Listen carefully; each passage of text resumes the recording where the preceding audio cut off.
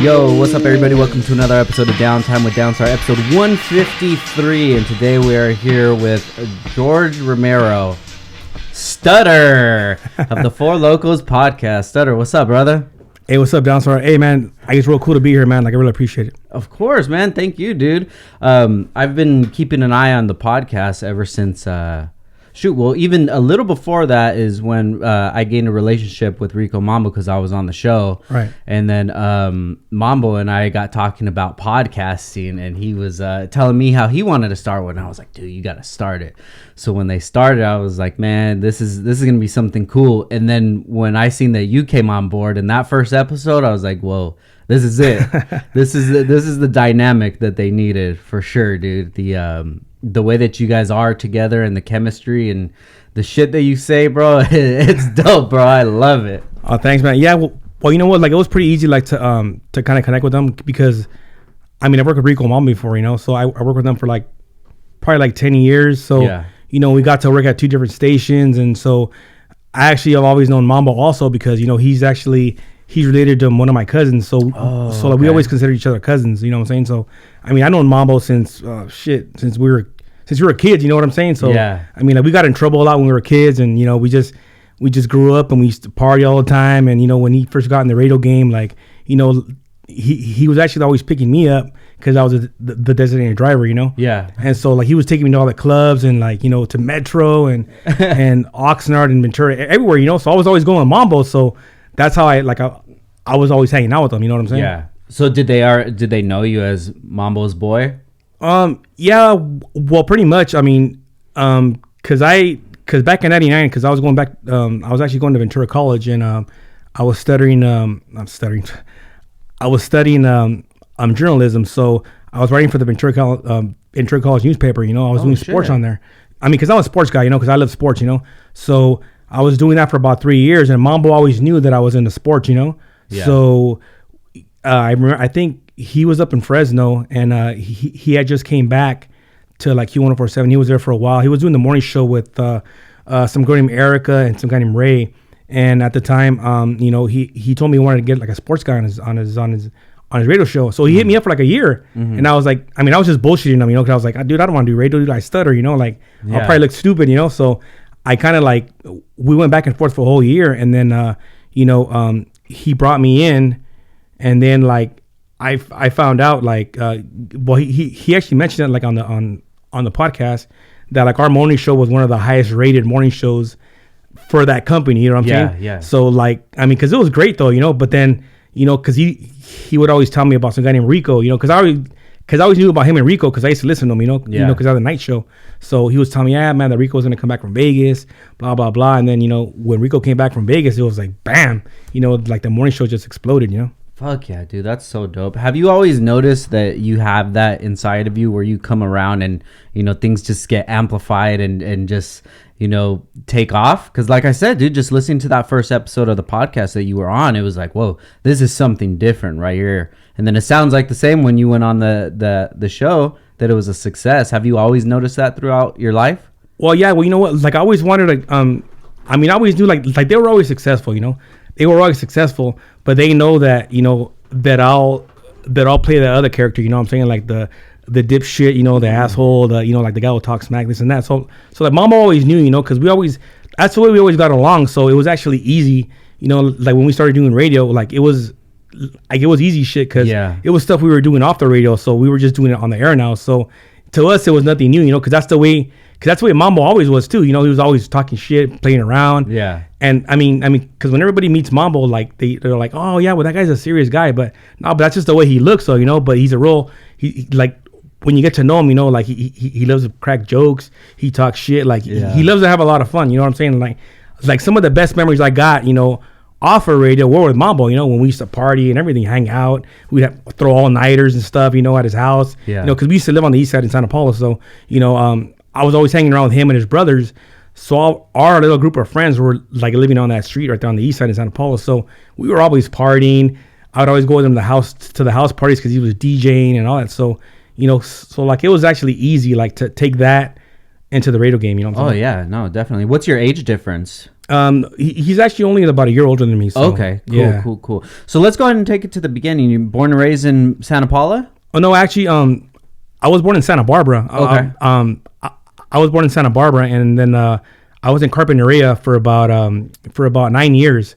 You know, so I mean, I do miss Carpinteria, man, because I used to live by the beach, man. You know what I'm saying? So that's why I'm probably like fucking dark, you know, because I was always at the beach and shit. You know, 'cause my parents would always kick us out, you know, because they're Mexican parents. They didn't want us at the house, you know. So they would send like fucking. I mean, I was only like 6, 7 years old, and my parents would send us to the beach, you know. So we were always at the beach, you know, me and my brother and my 3 sisters. So I used to live at the beach. I used to love it and everything. But then, you know, like we moved to Santa Paula like in about 1988. I moved to Santa Paula, and I fucking hated it, man. Really? I hated it because it was actually like a culture shock for me, you know. Because at the time, Carpinteria, like I was probably like the only Mexican in Carpinteria, you know, at the school I was at. So you know, it was a big culture shock to me, you know, like going to Santa Paula, and I'm like, fuck, there's a bunch of homies over here, you know, there's a bunch of like fucking different kids, you know, like from a different cloth, you know. So I was kind of intimidated because I was a Carpinteria kid, and I was like, oh fuck, these guys, these fucking cholos walking around, you know, with bald heads and shit, and you know, with like high socks and all that. So it was kind of intimidating because I wasn't used to that in Carpinteria, you know, because it was all fucking surfers and shit and people that were into football, you know. So you know, I got there in '88 in Santa Paula, and then I mean, I was there up until last year, and I just moved to Ventura, man. But I mean, you know, when everybody asks me where I'm from from fucking Santa Paula, you know, because that's where I had the most fun. I mean, don't get me wrong, I love Carpinteria, that's where I'm from too. But you know, I'm fucking Santa Paula guy. You know what I'm saying? So, what time did you, or what age were you when you got to Santa Paula? When I got to Santa Paula, I was about 8 years old. Got you. You know, so I've been in Santa Paula. So I've been in Santa Paula like for more than 36 years. You know? Yeah, I feel that if there's if you're under maybe like 10, 12 and you move somewhere, like that's where you kind of start your life at, you know? Right. Like you did when you went to Santa Paula, because when you're younger, you're just, you know, you're pretty much just around your family and you don't really do that much things by yourself, you know? But once you start figuring out your own personality, the things you're into, then you get to make those memories, and that's what like deep roots you in where you're from, you know what I mean? Yeah, and I definitely like I love Santa Paula because it's just, you know, because we were brought up in the hood and everything too, and it just like it was something different because when I was a kid, I never saw a paletero, I never saw the ice cream man, or I never saw people selling corn on the corner or none of that, you know, because Carpinteria was more like a beach town, you know what I'm saying? So I didn't get to see that. So when I got there, I was like, damn, this is who I really am, you know what I'm saying? So I mean, I love Santa Paula. How long did it take you to get used to the new life in Santa Paula? Actually, it probably took me about. I mean, we always had family in Santa Paula, so I was always over there in the summer. Got you. I mean, I was always over there with Mambo's cousin in the summer. So that's how Mambo knew me, because I would hang out with him and his cousin, and he had other cousins. So I would come like probably every 3 or 4 months. I was always in Santa Paula, so I got a little taste of it. You know what I'm saying? I mean, it was a different animal, you know. But it kind of, I mean, it was easy like to adapt to the Santa Paula life, you know. But it's a big difference compared to Carpinteria. Yeah. Now, how do you feel now about Santa Paula? If it has like a stigma for the things that you're saying, for, you know, like gangs and things like that, and you know, things that you wouldn't see in Carpinteria. Is that really how it is, or that's just how it looks from the outside? Yeah. Well, you know what? Like, I mean, Santa Paula is like every other town. You know what I'm saying? Like, I mean, it got their knuckleheads, you know, like on the different sides of towns. But I think Santa Paula has it's always had a reputation, though. You know what I'm saying? And being a kid brought up in Santa Paula, I mean, it kind of sucks because me, like, I don't like to take shit from anybody, you know. But then when you go to Santa Paula, it's like every kid's like that, you know. So it's always a constant battle, you know. Like, so if you think you're gonna get away with it, you're not, because there's always gonna be another kid like, oh, well, I don't give a shit either, bro, you know. So I'm like, oh shit, you know, like there's hundreds of stutters here, you know. So I'm like, damn. So I couldn't get away with it, you know. So I think that's a difference. But I think that's in every town. But I think, you know, like for the most part, like what I've learned about Santa Paula is like there's a lot of tough kids, and there's a lot of old school parents there, you know, and they're old school and they're tough on their kids, and they show them that tough love, you know, which I think lacks a lot of times, you know, like nowadays, you know what I'm saying? Yeah. So you feel that helped you out? Oh yeah, definitely. Like it really helped me out with a lot of the friends I was hanging out with. I mean, I know a lot of people, you know, like talk smack about, you know, like, oh, you know, he's hanging out with this guy. I mean, everybody. I think everybody, especially if you're Mexican, you're related to somebody or know somebody that's, you know what I'm saying, that's involved in those kind of things. And it doesn't necessarily mean that I am, you know, but you know somebody, or you know that someone that's like related, you know. So I was always, you know, talking to them, and I mean, I didn't treat them different, you know what I'm saying, because they're people too, you know. So I never treat people different. Yeah, that's what kind of a lot of people don't understand, you know, especially here in Oxnard. There's definitely a stigma in Oxnard about like it being hood and ghetto and things like that. And yeah, there is a large portion of that, but there's still a lot of good that comes out of it too. Oh, yeah, and even those people as well, it's not that was the life that they chose. That was just the life that they were brought up in. Like you say, you know, parents teaching them old ways, you know. If there's nobody teaching you a new way, an easier way, or, you know, something that would benefit you more in the future, like it's going to take that one strong person of your bloodline to be able to make that change and then change it all down the way, you know. But even in Oxnard, you'll see generations of people that are stuck in kind of like that hood mentality, right? You know, and it's not that they're all bad people. Oh, definitely. It's just not. that's just what they know, and it's kind of the unfortunate part of it, you know. And it just depends on where you're even born at, dude. Like I've heard from somebody that say like, yo, where we live at right now, this is like winning the lottery, because it's not only that you're born in the United States where we have quote unquote freedom, right? You're born in California, which is, you know, the best state. I'm gonna say it. Oh yeah, definitely. You know, and then not even in California. Now you're in SoCal, right? And now you're 10 minutes away from the beach, dude. You know, so it's like, even if some people were born up and it's rough, still got kind of the lotto, dude. Yeah, exactly. You know? Exactly. We'd go cry about it at the beach. Oh hell yeah, definitely, man. I mean, we are so fucking lucky to live in, you know, like SoCal. I mean, everybody always says this and that, you know, oh, well, you know, I'm Mexican, I'm this and that. I'm probably a Mexican, bro, but, hey, bro, fuck, I'm a Cali boy, bro. You know, hell yeah. There's no other place I'd rather be than being the 805, you know what I'm saying? So, yeah. I love Cali, bro. Definitely, man. Now, did you ever feel like Santa Paula was a small town? Oh, yeah. Well, like, at one point I did, but hell no, man. That shit's huge, you know what I'm saying? I mean, there's probably like 30,000 people now there, you know, and... And that's not counting fucking some of our families that are illegal and shit, you know what I'm saying? So it's probably really like fucking 40,000, 45,000, you know what I'm saying? Because everybody around here has family, bro, that don't got papers, you know what I'm saying? So, dude, I said it the other day. I was like, you guys are just spewing off these numbers for the coronavirus. Like, no one knows who has it, bro. It's like, that's the census for SoCal. Right. You know, you don't know how many people are here.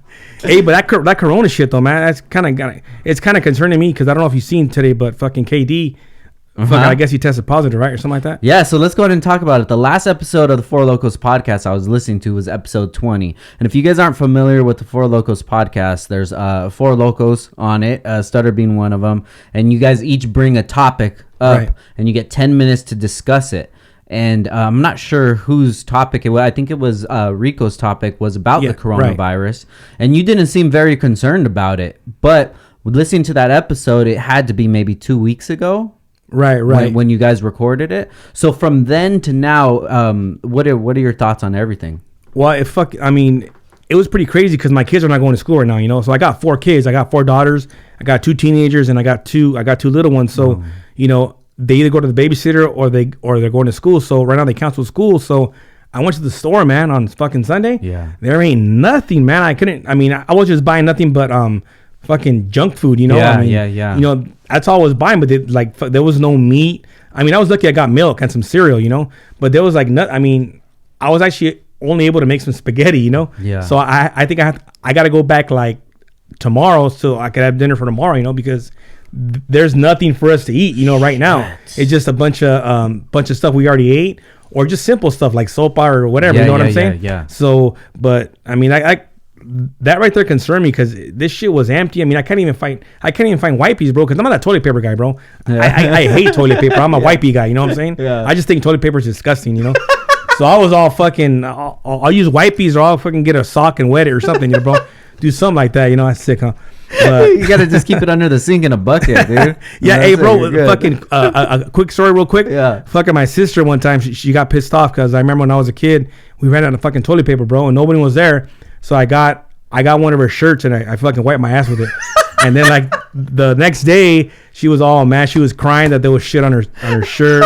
Blah blah blah. And I didn't say nothing, bro, but it was me. I wiped my ass with my sister's shirt. I mean, it was just fuck it, you know. I mean, it was no toilet paper, bro. I had to, man. You gotta do what you gotta do. You're gonna have to go back to those days now because there's no toilet paper. Yeah, there's nothing. Are you stocked up?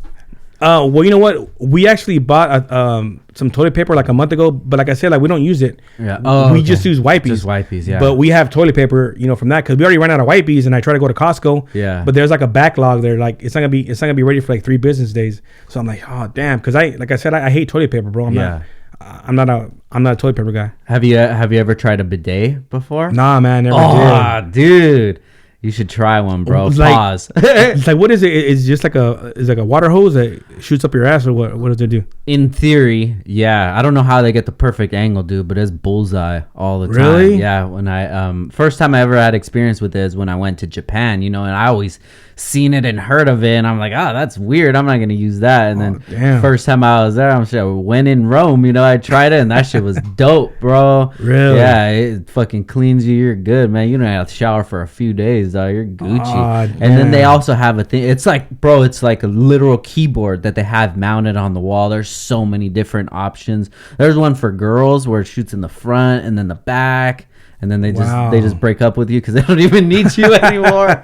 And then there's one where it's music, so you press it, and then it makes like it just cycles the water, so it's just a sound. It sounds like you're washing your hands, so that way they can't hear you taking a shit or anything. Oh, man. Yeah, shout out to bidets, dude. Oh, bidets, I'm gonna check that. You gotta check it out, dude. Hell yeah, yeah, shit's getting crazy, man.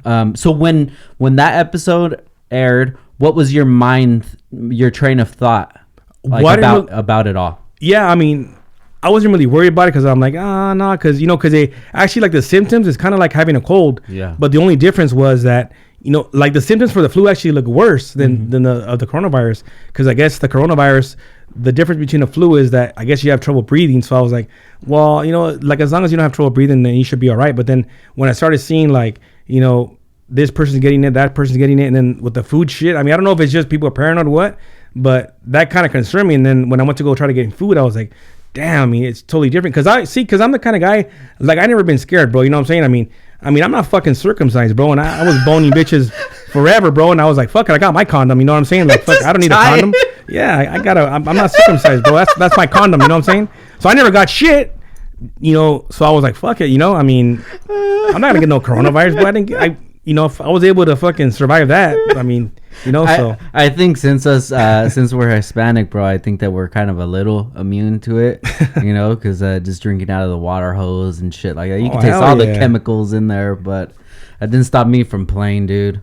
Speaking of not being circumcised, did you get that text with the big black dude? Oh yeah, bro. I was like, shit, man. That was fucking crazy, huh? That dude had a sleeping bag, bro. Oh, I know, bro. Damn. That guy's causing some damage, man. Big props to that guy, whoever he is, man. Shit. I wish I at least had a quarter. Give me half of that. Give me a quarter of it or something, bro. Shit, Yeah, man. It's crazy, but I was telling people, like, I've been keeping an eye on the coronavirus ever since it was popping off, shit, like early January, because I'm a conspiracy guy. So I'm always on the conspiracy website. And you first started seeing like people in China, so Wuhan, China, where it came out of, you just start seeing people just dying, just falling on the floor, quote unquote dying. I don't know what it is, but that's what it was put off as. And then, whoa, there's this disease coming out. And that was... like I said, early January. And then I just seen it getting crazier over there. Right. Them lying about numbers and things like that. And it even got so crazy that I think it's like wind.com where you could tell the wind, the pressure of wherever in the world. And in some certain places by Wuhan that there was a lot of chemicals the chemicals come when you burn bodies. And if you go to that spot, it's just like an empty field or something. So shit was going crazy. Damn. And then over here, nobody even cared about it. You would bring it up and they'll just be laughing. And in my head, I'm like, dude, you guys don't know, because if they can't stop it over there, and we as a nation do so much business in China, and us being so close to, in SoCal, LA, and New York, they travel so much to China.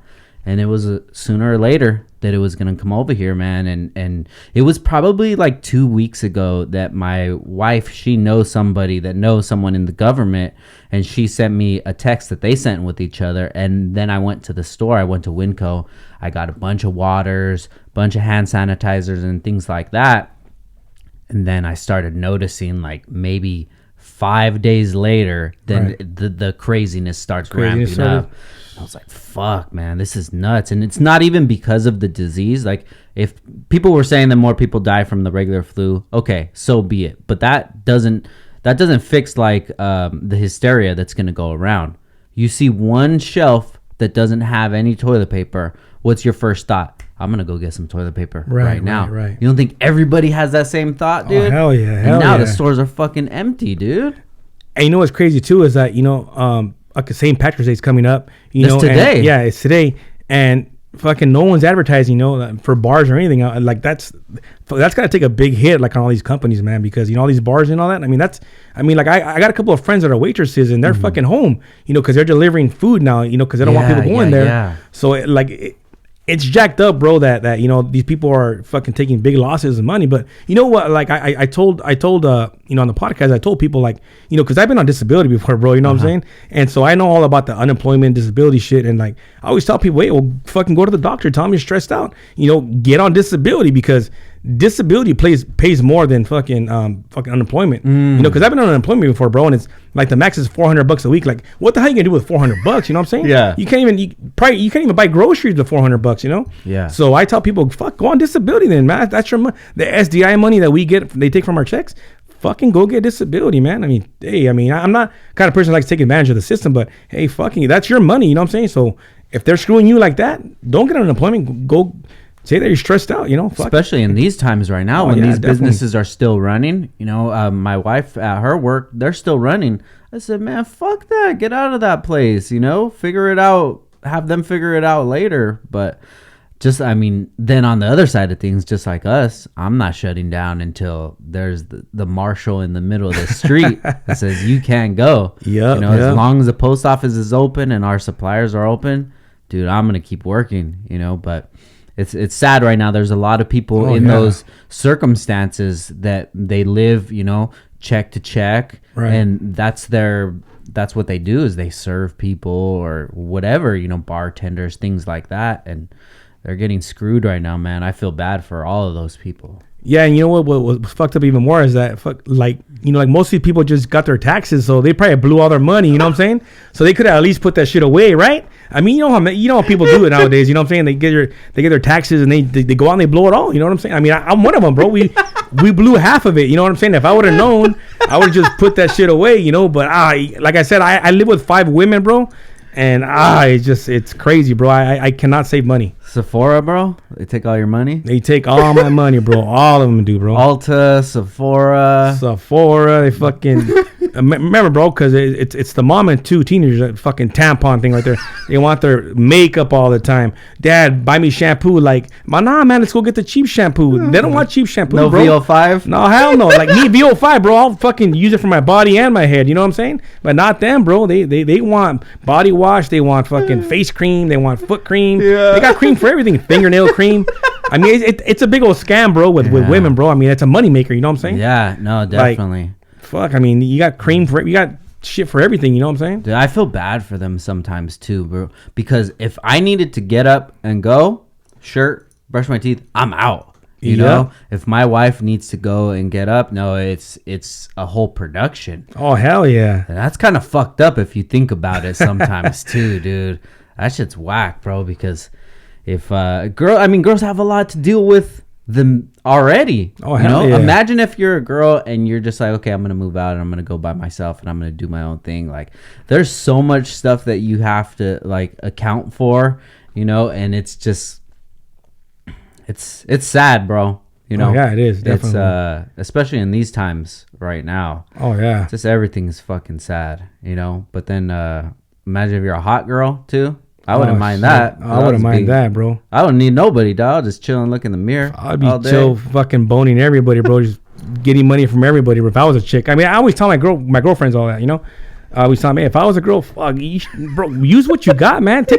have that motherfucker take you out to eat, you know? They're hustling now. Hustle that motherfucker, you know? Yeah. Like, but you know what? But like the kind of guy I was, like when I was doing radio, yeah, there was always girls like, hey, do you want to buy me and my friend's drink? I'm all, fuck no, I ain't buying shit. They would say that? Yeah, you want to buy his drinks? I was like, oh, hell no, I ain't buying you a drink. Really? I mean, I'll probably buy one, but, there was always like 4 or 5 girls like, you want to buy me a drink? I'm on, no, I don't think so. I mean, I got kids, you know? I ain't got no fucking money. What are you talking about?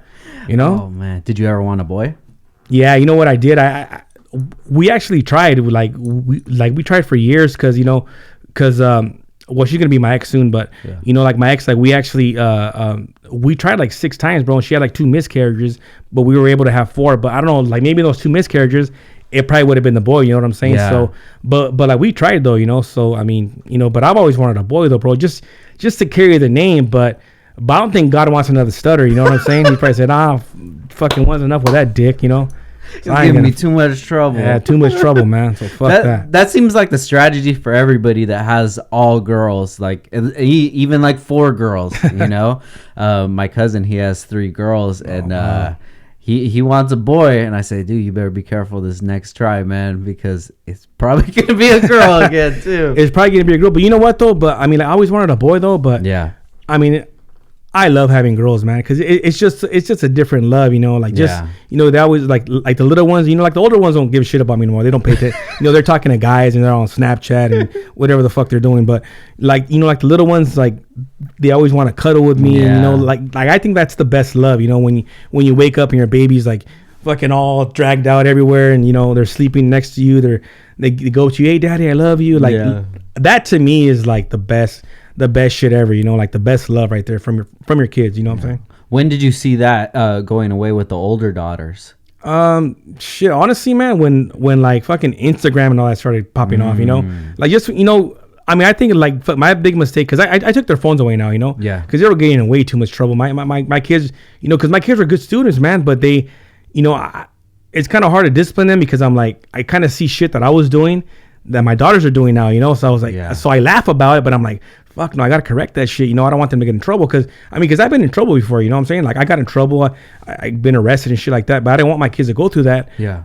But I've always stressed education for my kids, you know what I'm saying? Because I got a brother that went to UCLA. Oh, nice. My sister went to UCSB, wow. Like she's a Spanish teacher at Fillmore. Very cool. So, I come from a somewhat successful family, you know what I'm saying? So I kind of want to continue that, you know what I'm saying? I want them to go to school, because it was a big thing for my brother, because we're sons of immigrants, you know what I'm saying? And for my brother to go to UCLA, that's awesome, and graduate, it was like, fuck, it was amazing, bro. I mean, you know what I'm saying? So I want to continue that with my kids, but when the cell phones thing started getting popping, they were always on their cell phone. They kind of forgot, you know what I'm saying? They kind of forgot about all the kid stuff. They stopped playing with Barbies like at 11, because there was kids playing with Barbies at 11 years old, but them not them. They wanted to be on their cell phone. I think me as a parent, I fucked up, buying them a cell, but I bought them a cell phone because I wanted to know where they were at, but it kind of backfired on me, because they got addicted to their cell phones, because that's all they do. These kids nowadays, they're on their phone. When they're eating, when they're on, you can't even have a conversation with them, because they're always on their damn phone.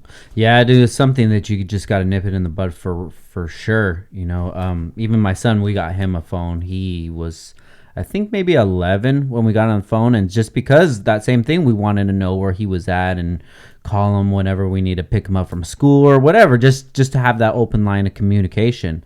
But at first he started going on Instagram, and then all his friends at school were adding him into like the group chats on Instagram on the DM and stuff, and then we're reading what they're saying, and it's just like hell no. But then he's really good with it, man. He was able to just like, he'll go on for a little while, but he'd rather be skateboarding or playing soccer or playing video games or whatever. My goal is to make him have his innocence for as long as possible. Tell these kids, man, look, dude, like, this shit's a trap. Being an adult is a trap.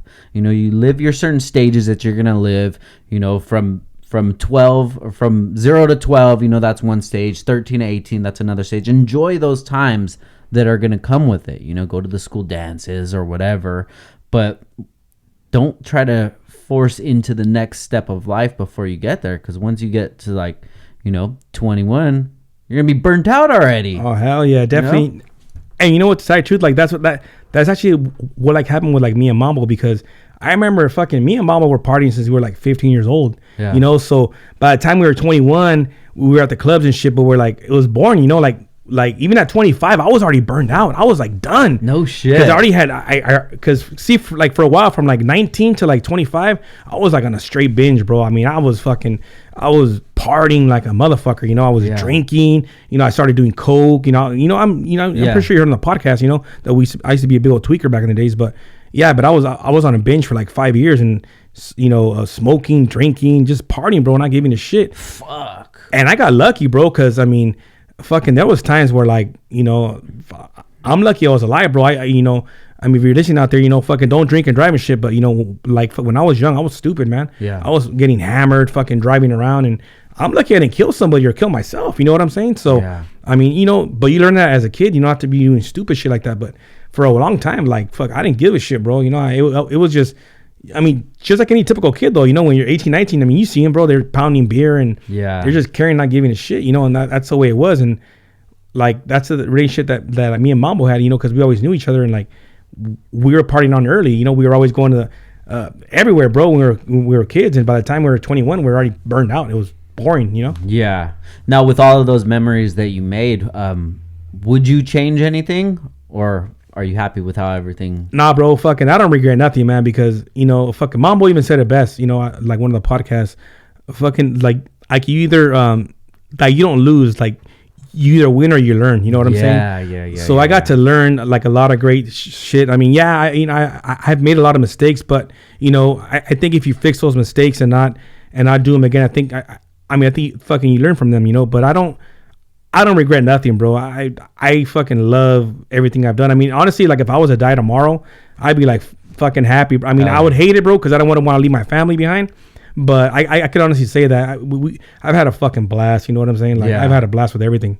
That's dope, man. You know, I try not to regret anything at all, but something that I do regret when I was, you know, in those ages, that I just would have been less responsible than I was. I've always felt like I was a little more responsible and mature at a younger age, that I would always think of things like, oh, I don't know if this is a good idea. But now thinking back, I'm like, fuck, I should have just took some of those times and then just see what happens. But then, you know, on the other side, you don't know where things would have ended up, you know, but it would be nice to have a little more war stories in the bag. Yeah, well, you know what? Like, that's a perfect example right there. Like, you know, like what I've learned too is that, you know, I kind of wish when I was younger, like, I would have took more gambles, you know, more chances, you know, because a lot of times, fuck, you got to take a gamble, you got to take a chance. I'm pretty sure, you know, you too with your business before you came, you're like, should I do it, should I don't? And you did it, and look, you fucking doing your thing, you know what I'm saying? So fucking much props to you, bro. Like, you're young, you're a business owner. I mean, you're doing some big things, man. And I've actually had a chance to check out some of your podcasts because I work in LA, bro. Yeah. So like, I'm a podcast guy now, you know, because I really don't listen to like my iPhone and shit. I like to listen to podcasts. You know? So, you know, I got to listen to a couple of them, bro, and like, they're fucking awesome, bro. You know what I'm saying? So, man, thank you. I mean, you know, so I get to, because I'm always on the road for about 3 hours a day. So I want to, you know, I like listening to podcasts because I like to fucking educate myself with like new stuff, this and that. But they're definitely dope, man. Like I love your podcast. Hey, thank you, man. I appreciate it, and I'm happy that we had you on here, dude. So you travel 3 hours to work a day? Yeah, well, it's actually an hour. It's about an hour and a half to go, an hour and a half back, because I work in actually Bell. Oh, okay. Yeah, it's actually by Commerce. Okay. So I drive from Ventura all the way to Commerce every day. But it's actually a company that I worked for the last 20 years. Oh, wow. It's just that it's a company called International Paper. We actually we're busy, bro, because we make boxes. So we make boxes for Walmart, Costco, for like the doctors and all that shit. So our industry is popping right now, you know, because everybody needs boxes. You know what I'm saying? So I've been with this company for about 20 years already. So there was actually an International Paper. There's one in Camarillo. There used to be one in Santa Paula, but it shut down in 2013. And you know, I didn't work for that company for about 5 years.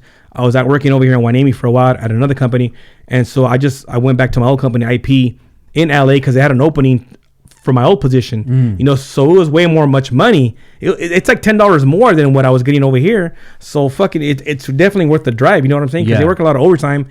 The only thing that sucks is that if something happens, I'm down in LA, and my daughters are always down here. So it's like I'm always getting calls from the school, you know, like, oh, your daughter did this and that. And I'm like, fuck, man, I can't leave work, you know, because I'm in LA and it can take me like an hour and a half to get back home. But that's the only reason I go down there, because of the money, bro. You know, because I'm pretty sure like you like what you're doing, you know. Yeah. But me, like, I kind of don't have I like what I'm doing, but I kind of wish I was doing something else. Yeah. You know what I'm saying? But you know, I'm fucking 4 kids late. You know what I'm saying? So, yeah. I mean, sometimes you don't got a choice. You know what I'm saying? It's like you got to go for the first paycheck. So that's the reason I'm there. Plus it's a great company. You know, the benefits and all that shit. So what would you be doing if you could, like, make a career out of it? What would be something that you'd be interested in doing?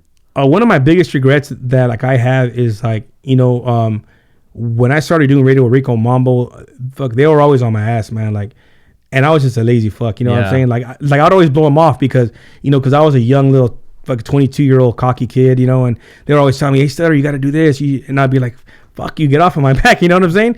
But now that I look back, I'm like, dude, they're trying to fucking pump me up, you know, they're trying to motivate me, you know, because they were trying to look out for me and shit.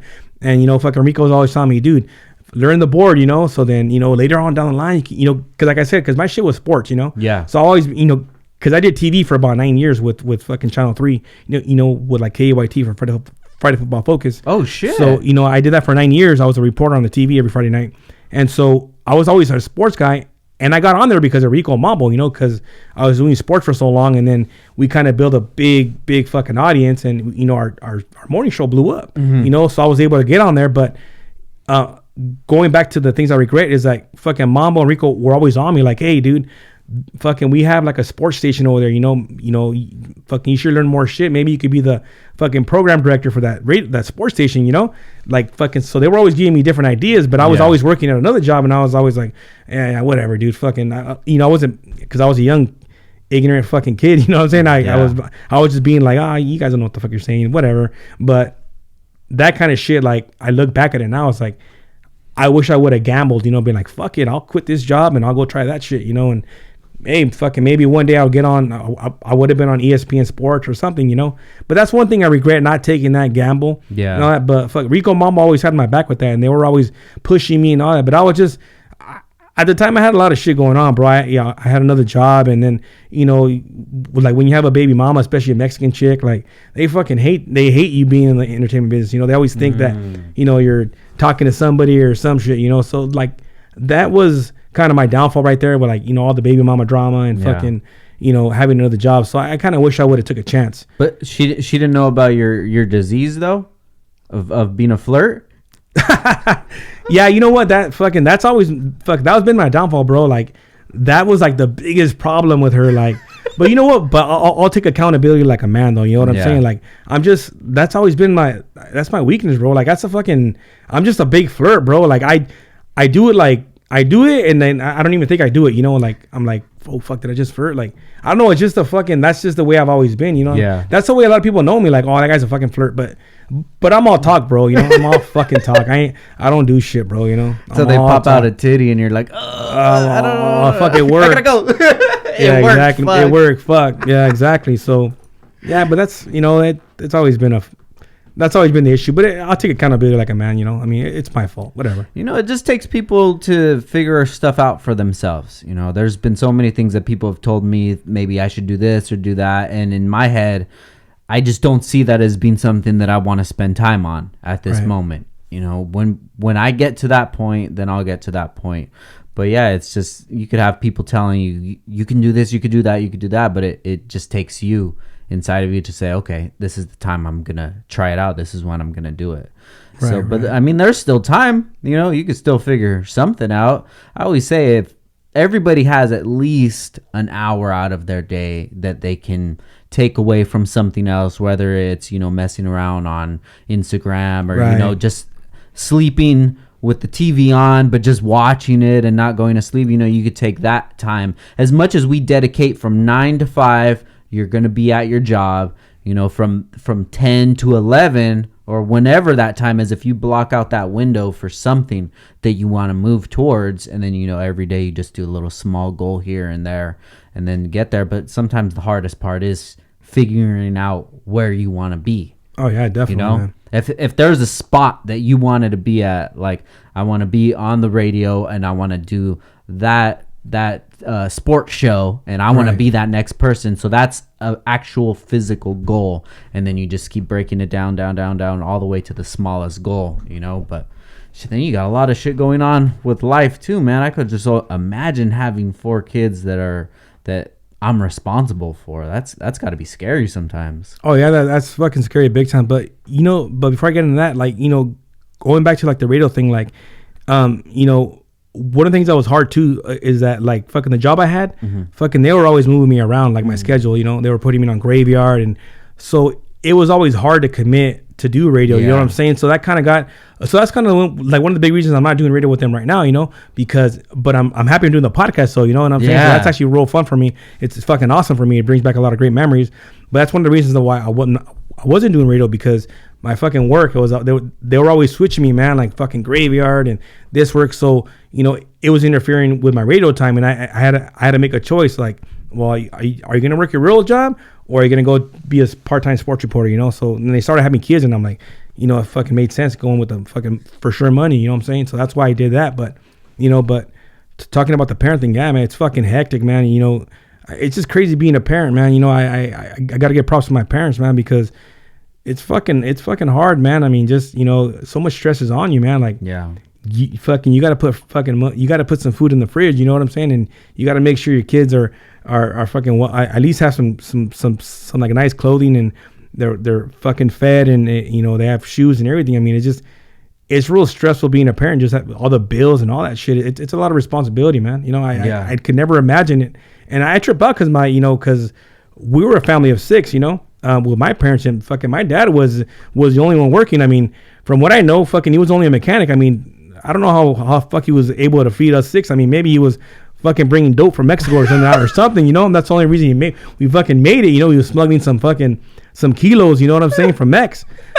I don't know how he did it though, but hey, that's probably the story for so many people listening right now. Hey, but he was able to feed us all, man, on a fucking on a $13 an hour wage, and fucking my mom was home, and we didn't eat big time, but I was happy eating beans, bro. Or eating soap bar beans, and fucking we ate egg every other night, bro. You know what I'm saying? So I mean, to me, I was happy with that shit. Yeah. And then we eat nopales and all. I mean, all that shit. I love that shit. I'd rather eat that than, I mean, because I'm simple, bro. I'll take a fucking bowl of soap out of my work. I mean, I'll eat that shit or whatever. You know what I'm saying? Yeah, no, definitely, man. In this position that we're in right now, I feel really, really blessed that we've made it this far. But if something happened, I can go back to that. No problem. Definitely. Oh, hell yeah. Grilled cheese and shit. Like, oh, yeah. I can go back. It's no problem, A fucking weenie with a tortilla, bro. Exactly. I mean, or even butter on a tortilla, bro. We used to eat that shit, bro. You know what I'm saying? Or even, dude, like my mom used to get a fucking, she used to get an avocado and just put it in a tortilla, wrap it up, put some salt in there, and bam, that was it. Hell what I'm saying? No, and that shit was good for me, Yeah. And I think that's kind of, maybe at those times we would think that maybe you would want to do better, but those are things that built the foundation of who I am. Right, right. When somebody else falls, like maybe they've never been that low. So when they get that low, they're like, oh my God, I'm having a sandwich for dinner. I'm like, right. That's what it is. But that's crazy. Yeah, man, I could just imagine, dude. Like I have one son, and he's the greatest kid, dude. He doesn't ever give us problems. He's super respectful and stuff. And it's just still with one kid, it just makes me think, like, even the times that are going on right now, like I have to think about steps ahead. What's going to happen if this happens? What's going to happen if we're not able to leave the house or whatever? What do you do to manage your stress? Oh, I just fuck, man. You know what? Actually, I'm a big music guy too, though. So I think with my stress, I like to listen to like a lot of music and shit. Like I'm an R&B guy. I'm a West Coast guy. Nice. It's just something about like fucking West Coast music, and like it just pumps me up. It gets me in a good mood. Like just listening like to some fucking DJ Quick or Sugar Free, like that. Like to me is like fucking therapy music. Yeah. Like you just gotta listen to that music, and it fucking makes you feel good. So even like the Dog Pound, all that shit, like just like the beats, like I don't know, there's something about the beats that just like gives my mind that fucking therapy, and just it mellows me out. And I do that for stress a lot of times, that, or I fucking try praying, bro, because sometimes it gets hectic, bro. And I mean, I've always had like a short fuse, so I've always been like a temp. I probably need to go to anger management, but I think it was probably because of my family too. Because as a kid, my parents were always telling me, "Oh, bro," they were always yelling at me. I mean, every name, you know. I mean, but it was that tough love, and I think that tough love is the one that helped me out to want to succeed and be better. You know what I'm saying? But I think it's just, you know, that, I mean, for pretty much stress, I listen to a lot of music and just try to chill out. But I try not to stress out, bro, because, you know, there's a lot of guys that are our age and shit, like dropping, bro, fucking having heart attacks and not just that, you know, they're not taking care of themselves, you know, they're not eating well and shit like that. But even like, you know, I remember when I was a kid, my mom used to always tell me, like, in Spanish, like, "Oh, you want to give me a fucking heart attack," you know? And I didn't understand that shit, you know? But now my kids, like, when they piss me off, I'm like, fuck, man. I start getting the chest pain, or like, you start feeling, you're like, oh, fuck, I'm going to just blow up, you know? Like, because you try telling these kids, like, stop.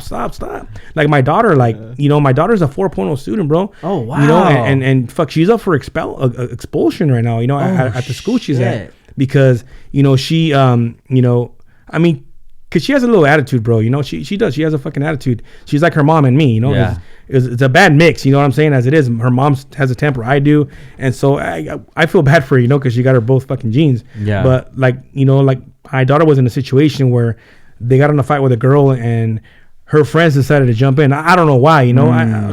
Because I always tell my daughter anyways, I don't want you getting in a fight, you know. If you can squash something with somebody, squash it with them, you know. Squash it with them. Don't get in no fights. You know, just try to tell them, hey, man, I don't want to get in trouble because I want to graduate, this and that. Because she's in middle school, bro. And, you know, she's going to be going to high school next year. But I guess this girl hit my daughter. And, you know, I'm not going to lie. I told my daughter straight up, if somebody fucking hits you, you know, you better hit them back, man. You know what I'm saying? Yeah. Don't let somebody hit you, man. Because once you let somebody punk you out like that, you know, I mean, they're going to always do it. You know, at least if you're going to get your ass kicked, at least get some hits in them. You know what I'm saying? So that's what I teach my daughter. I don't know if that's the right way. Yeah. I'm pretty sure we go to a therapist, they're going to say, no, that's the wrong way to do it. Mr. Romero, you know, that's not right. That's child abuse, whatever. But no, I just, you know, I don't want I don't want them getting treated like that. Because, you know, I'm pretty sure in school you saw, bro, there's some asshole kids, bro. You know, I mean, there's some asshole kids. And they take that shit far. And especially now, it's even worse now with the cell phone shit. I mean, there's kids recording you now and talking shit and all that. So, I mean, I don't think I would have been able to handle that. You know what I'm saying? Yeah, I think that we were born in the era that we needed to be born in, man. Because, these kids have it bad right now. Oh, hell yeah. Just imagine if you were getting in a fight and imagine if you got fucked up. That sucks. That hurts your pride a lot. Now imagine that shit ends up on World Star. Yep, it's so possible for it to happen. Because if you go to World Star right now, every day there's like 20 new videos, and those are at least 20 people that are now living online, infamous. Right, you know? Right. There's one that I just seen this dude. I don't know if he was drunk or something, but he was in a liquor store and he like smacked some girl on the ass, and then the girl's boyfriend, he beats his ass in the liquor store. So then I seen another video where that same guy is outside, the one that touched the girl's ass, and he's like, "Nah, fuck that guy. I'm gonna fuck him up," and he gets fucked up like 4 times more. Oh shit! So this guy got drunk, went to this liquor store, and now he's all over the internet. You know his phone's blowing up right now. I saw you get fucked up, you know, and it's just, that's scary, man. And it's sad, dude. These kids have a lot of stress, you know, at very young ages, dude. Oh yeah, definitely. I don't think I fucking, like me personally, I don't think me and my friends, the guys I used to hang out with, fucking, we would have got arrested, bro. Because I'm just glad that phone shit wasn't there fucking back in the days. Like, fuck, we just had pagers, bro. You know what I'm saying? I mean, I'm just glad we didn't have Snapchat or any of that shit. Because I think, honestly, bro, we would have gotten some big fucking trouble. I mean, just the stupid shit we were doing. Like nowadays, it's something else, you know? So it's like, I'm just glad that there's no evidence of the stupid shit I did back in the day. Times have definitely changed, man. Now, do you feel like your temper, do you feel like it's like a illness? Kind of, because the reason I say this is because one of my buddies told me this, right? He said you could have any kind of other illness and you'll always have people that are like, they're sympathetic towards you, right? But if you have an anger problem, you're just a fucking asshole. Right, you know? But I have anger sometimes too. I have a very short fuse, and I'm just like, I don't want to be like this. Right. I don't want to snap every time somebody cuts me off on the freeway or something like that. But it's just, you feel like that rage coming inside of you, and it's not right. I don't want to feel like that, you know? Okay, everybody, we're going to take a quick break for our sponsors, and we'll be back in 1 minute. We all know that there's tons of places you can buy your car parts at, but when you really need help, who's in your corner? When you need parts for your Honda, you need to visit HeelToeAuto.com. Since 2002, Heel-Toe has built a reputation for service and support. Let me repeat that, guys. Since 2002. It's 2020 right now. That's a long time of experience, man. These social media slingers and copycat web stores can't match Heel-Toe's professionalism. Heel-Toe even offers a complete OEM store for all your genuine parts needs. Whether it's for show, race, or just a badass daily, remember that HeelToeAuto.com is in your corner. And guys, if you're on Instagram, make sure you check them out at Heel-Toe Automotive. Please go to their page right now, add them, and comment that you heard them on Downtime with Downstar podcast. Next up is Downstar. Downstar is the premium leader in dress-up hardware and engine bay accessories. We have all the nuts and bolts for all your screwing and nutting needs. From engine kits, transmission kits, mount kits, clutch lines, brake kits, t-shirts, skateboards, hats, lighters. Damn, we got it all. We actually have too much, guys. So if you can, please come over and buy some stuff at downstaring.com or check us out at Instagram at downstar. Make sure you give us a follow. Now back to the show. Yeah, you know what? Like the anger thing, I think it is kind of you could probably say it's I don't know what you can call it, but fucking for me personally, and like what I've seen, like me, I mean, people probably tell you I'm full of shit if you ask them, but I mean, I always consider myself a real nice guy. I've always been a real nice guy. I love to help people out.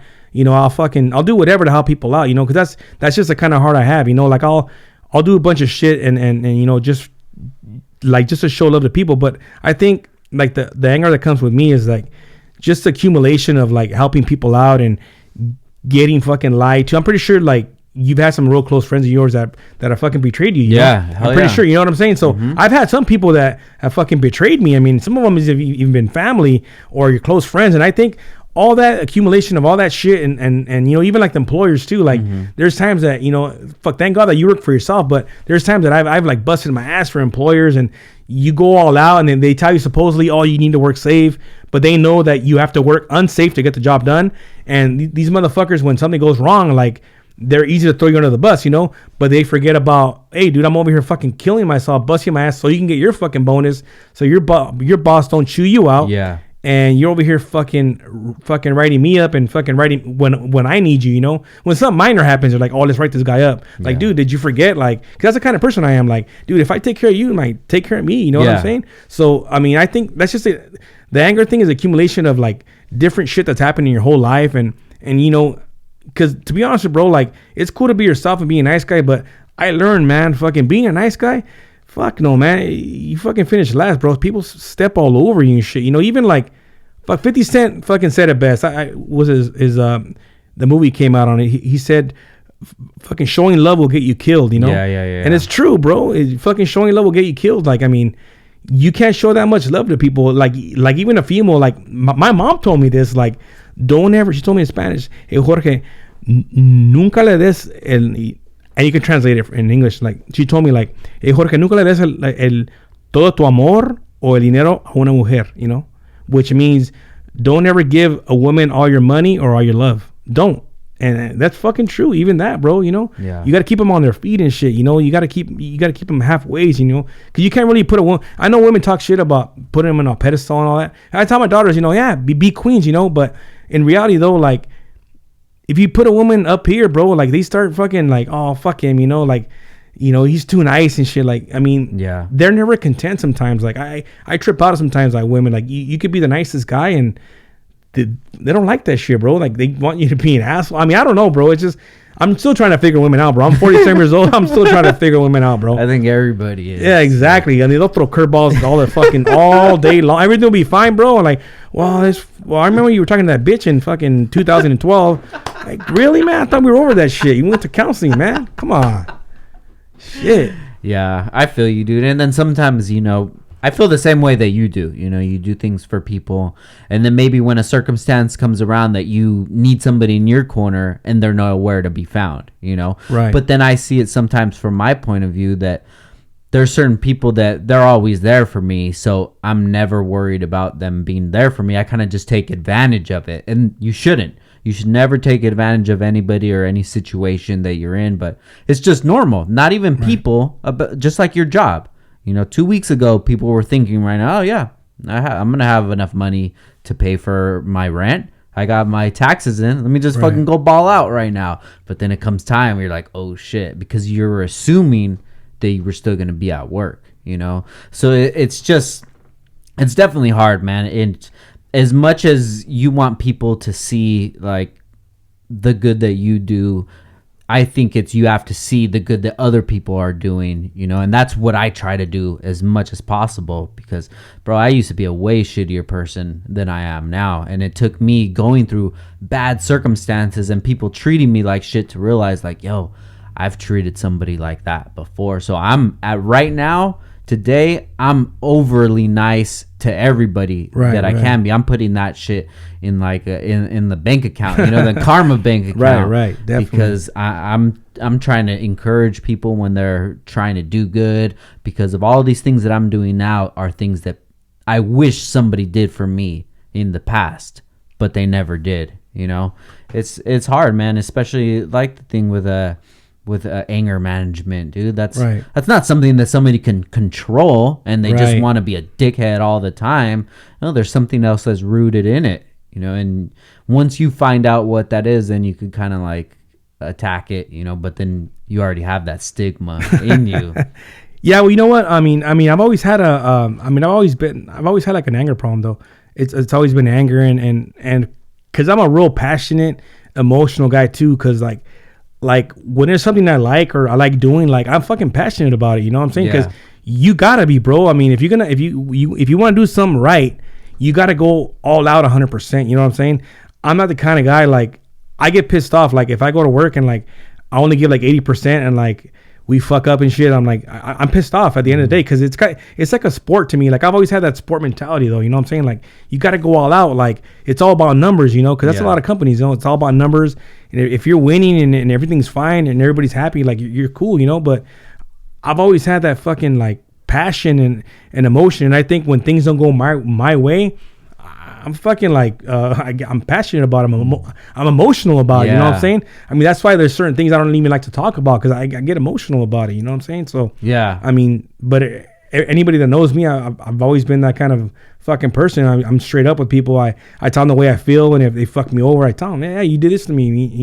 You fucking hurt me. I mean, shit, it's crazy that you say emotion, man, because I feel like that's where a lot of males' problems lie in, because we're always known to like not show emotion. Right. If you show emotion, you're weak. But that emotion is going to manifest into something else. And those things it's going to manifest into are probably traits that are not desirable from people. When somebody would do something bad to me, if I cut them off or whatever, they just think like, oh, you're an asshole. But if I was able to sit down with them, like, look, when you did this and you didn't invite me to the party, it really hurt my feelings because we were friends, But then you look at it from the other way and you're like, damn, I sound like a bitch right now. But it's hard, dude. Yeah, hell yeah. And I've actually fucking like I've changed a lot, bro, because I used to be like a straight asshole before, I mean, it was years of like anger and all that shit. But more like me, like the way I am now is like I just give a person one chance, bro. Just one chance. After that, they fuck up. I mean, to me, it's easy, bro, because I mean, I've cut off family, bro. You know what I'm saying? I've cut off family, and I think it's true what they say is like if people are toxic with you and all that shit, you gotta cut those kind of people off, bro. I mean, you cannot be around. I'm sure like fuck you've learned, bro. You gotta cut anything that's negative, toxic. You gotta get rid of that shit, bro. You cannot be. And I've cut some of my homies, bro. You know what I'm saying? That we're always like, oh no, like these tell me, hey, fucking, why do you drive to LA? Fuck that place. And I'm thinking like, dude, I got a family, bro. I mean, it's a real good job. It's a real good company. And like I don't need someone telling me that shit. You know what I'm saying? So I'm like, fuck, I don't need, fuck, maybe this guy doesn't like it that I'm making good money in LA. You know what I'm saying? So I'm like, I gotta cut this guy loose, man. I mean, I love the guy, whatever. I also talk to him, but I mean, I don't need that negative bullshit. You know what I'm saying, bro? Because I'm at the end of the day, bro, I'm just trying to take care of my family. Just like you are, bro. You're trying to take care of your family, and I'm the kind of guy like I fucking if I gotta fucking die, bro, if I gotta fucking die in a car accident to go to LA to feed my family, I'm gonna do it, bro. I mean, it's for my kids. You know what I'm saying? So that's just the way I am, and I'm real passionate about it. And like, I mean, I don't want to let my family down. And that's, everybody questions me, how come you work in LA? And I'm like, how come you move down there? And I'm like, nah, because I want to live in 805, bro. I love Ventura County, you know. But hey, if I have to go, a perfect example too, of Mambo, bro. Fucking Mambo didn't have a job, you know. Fucking back in the 90s, that fool was out fucking slanging fucking CDs, bro, at the swap meet, you know. Yeah. I mean, so, but that's what I'm saying though. Like, I hooked up with people with the same mentality, you know, that shit, that the same drive. Because fucking believe it or not, like people like Mambo, bro, that motherfucker, he's always on the go, bro. He's a hard worker, bro. He works fucking 15, 16, 17 hour days, bro. I mean, that guy's if you look at the dictionary at the fucking workaholic, fucking Mambo's picture would be right there, bro. Because that motherfucker, he's always been like that, though. Yeah. He's a hustler, bro. He'll go pick up cans, bro, if he has to, bro. You know what I'm saying? That's an awesome attitude to have, though, bro, because he'll do whatever he has to do to take care of his family. That's the kind of work ethic, too, that I saw, you know, hanging around Mambo. I was like, fuck, this motherfucker has an awesome work ethic, man. I mean, he'll be DJing, and then he'll go to the swap meet and sell his CDs. Then he'll go work over here. It's like, fuck. I mean, that to me, I respect that shit, bro. You know? Yeah, no, definitely, man. Especially when it comes to your family, like nothing comes besides that. You know, right. no friends, no nothing like that. No, come out to BJ's and let's go drink or whatever. And like, nah, dude, I got to take care of this. And when your situation starts to grow and theirs doesn't, you know, and your responsibilities are growing and they're just living their same life. Of course, it's easy for them to say, "Oh no, fuck that, come do this," but they're not walking in your shoes. They don't have the weight that you're carrying, and you get that feeling as a man, like, yo, I have to make this happen. If I don't make this happen, no one's gonna make that happen, and my family is gonna suffer. And that is way more important than hanging out with friends or anything like that. You know, and I've gone through those situations, and it took me to have to sit down and just think, like, you know, what does this person bring to my life? Right. Let's put everything together, and are we on more of the negative, or are we on the positive? When we hang out, are we talking about new ideas, new things to do, projects, or are we talking about, oh, this person did this, that, like gossip kind of shit? Any of that shit, I don't need that. You know, me and my wife, we could gossip, and that's all I need, dude. But yeah, you just have to be around like-minded people, and whatever your journey is, wherever you're trying to go, you get those people around. And if you don't have anybody like that, shit, better be by yourself than to have some people that are going to hold you back, you know? Fuck yeah, I definitely agree with that, man. So let's get to your radio career. Or what was first? Was it the radio, or was it being on the news? I was actually I started with the radio. Okay. And what's funny, we talked about it on the podcast too, like the first episode when I actually started on episode 11. And so one of the things that started out when I was doing journalism at Ventura College is that, you know, Mambo asked me to be part of his morning show. You know, it was him and two other people at Q1047 at the time. And actually, when I started doing radio there, I wasn't Stutter. Like, my name was Stuttering Dick. Now, the only reason why they call me Stuttering Dick, because like a lot of us have that bad habit of calling people Dick. Like, yeah, hey, what's up, Dick? Hey, what's up, Dick? So like, they wanted a reason to use the word Dick, you know, so they would always call me Dick. You know what I'm saying? I mean, to get away with it, you know what I'm saying? Because you can't cuss on the radio and shit. So fucking, I did that for about a year, bro. I did that, but like I said, we had a blast. I mean, that at the time we were doing stunts. Like, I was doing a bunch of stupid shit, you know, on the streets. And I mean, it was fucking, now that I look back, it was fucking embarrassing, you know what I'm saying? But we had a blast. What were some of the stunts you would do? Shit. They, let me see. Like, the worst one for me was like in Valentine's Day. I fucking dressed up in a diaper with a fucking, had my shirt off, and I don't have the best physique in the 805, bro. You know, I've always been a chubby kid. You know what I'm saying? So, you know, I had fucking long hats hanging out everywhere, and like, you know, thank God Snapchat wasn't around or any of that shit. You know, I would hate to look at the memes nowadays. You know, so I was just doing stupid shit like that with my, you know, fucking walking around with a diaper on Victoria Avenue, and I was. I wrote a. Let me see, what else did I do? I can't even remember, bro. I used to do a bunch of stupid stunts on that show, but you know, I did that from 2000 to 2001, and like 2001 to 2002, and then that's when Rico came back from Las Vegas. Gotcha. And that's when we started the Rico Mambo Morning Show. So I did that from all the way to 2010, 2002 to 2005. We were at Q1047. And it was us four. It was fuck me, Rico Mambo, and DJ Wicked. Oh, okay, cool. And that shit was fun. That was just because it was 4 guys from 4 small towns. Because Wicked was from Carpinteria. Okay. And I knew Wicked too. As a kid. Oh, did you? Yeah, because he went to school with my older sisters. Got you. So like I knew him because he's always been known as a DJ in Carpinteria. So and plus he played football, in Carpinteria. So everybody knew who he was, and he already had a name. And of course, I fucking always knew fucking Mambo. And then like I knew of Rico, but I never really knew Rico, because he lived in Fillmore. So we did radio from 2002 to 2005, and then out of nowhere, bam, we fucking went to the Vibe to 103.3. From 2000 and was it 2005 to 2009? I was on there. Hip Hop y Mas. Hip Hop y Mas, and fucking that to me was like the funnest job because fucking Mambo was our boss. You know what I'm saying? Oh, so yeah. he let me get away with fucking murder. You know what I'm saying? So that so that was fucking like probably the funnest shit because Mambo never wrote me up. He would just laugh at me like, dude, don't be doing this shit, fool. Like, he take me to the office like, hey, Dick, you can't be doing this shit, dog. All right, dog. I'm sorry, man. I'm sorry, dog. I'll fucking never do it again. I'm sorry. Yeah. So I got away with a bunch of shit, but fucking Mambo was fucking he was our boss and shit. And that to me was the funnest, being at the Vibe.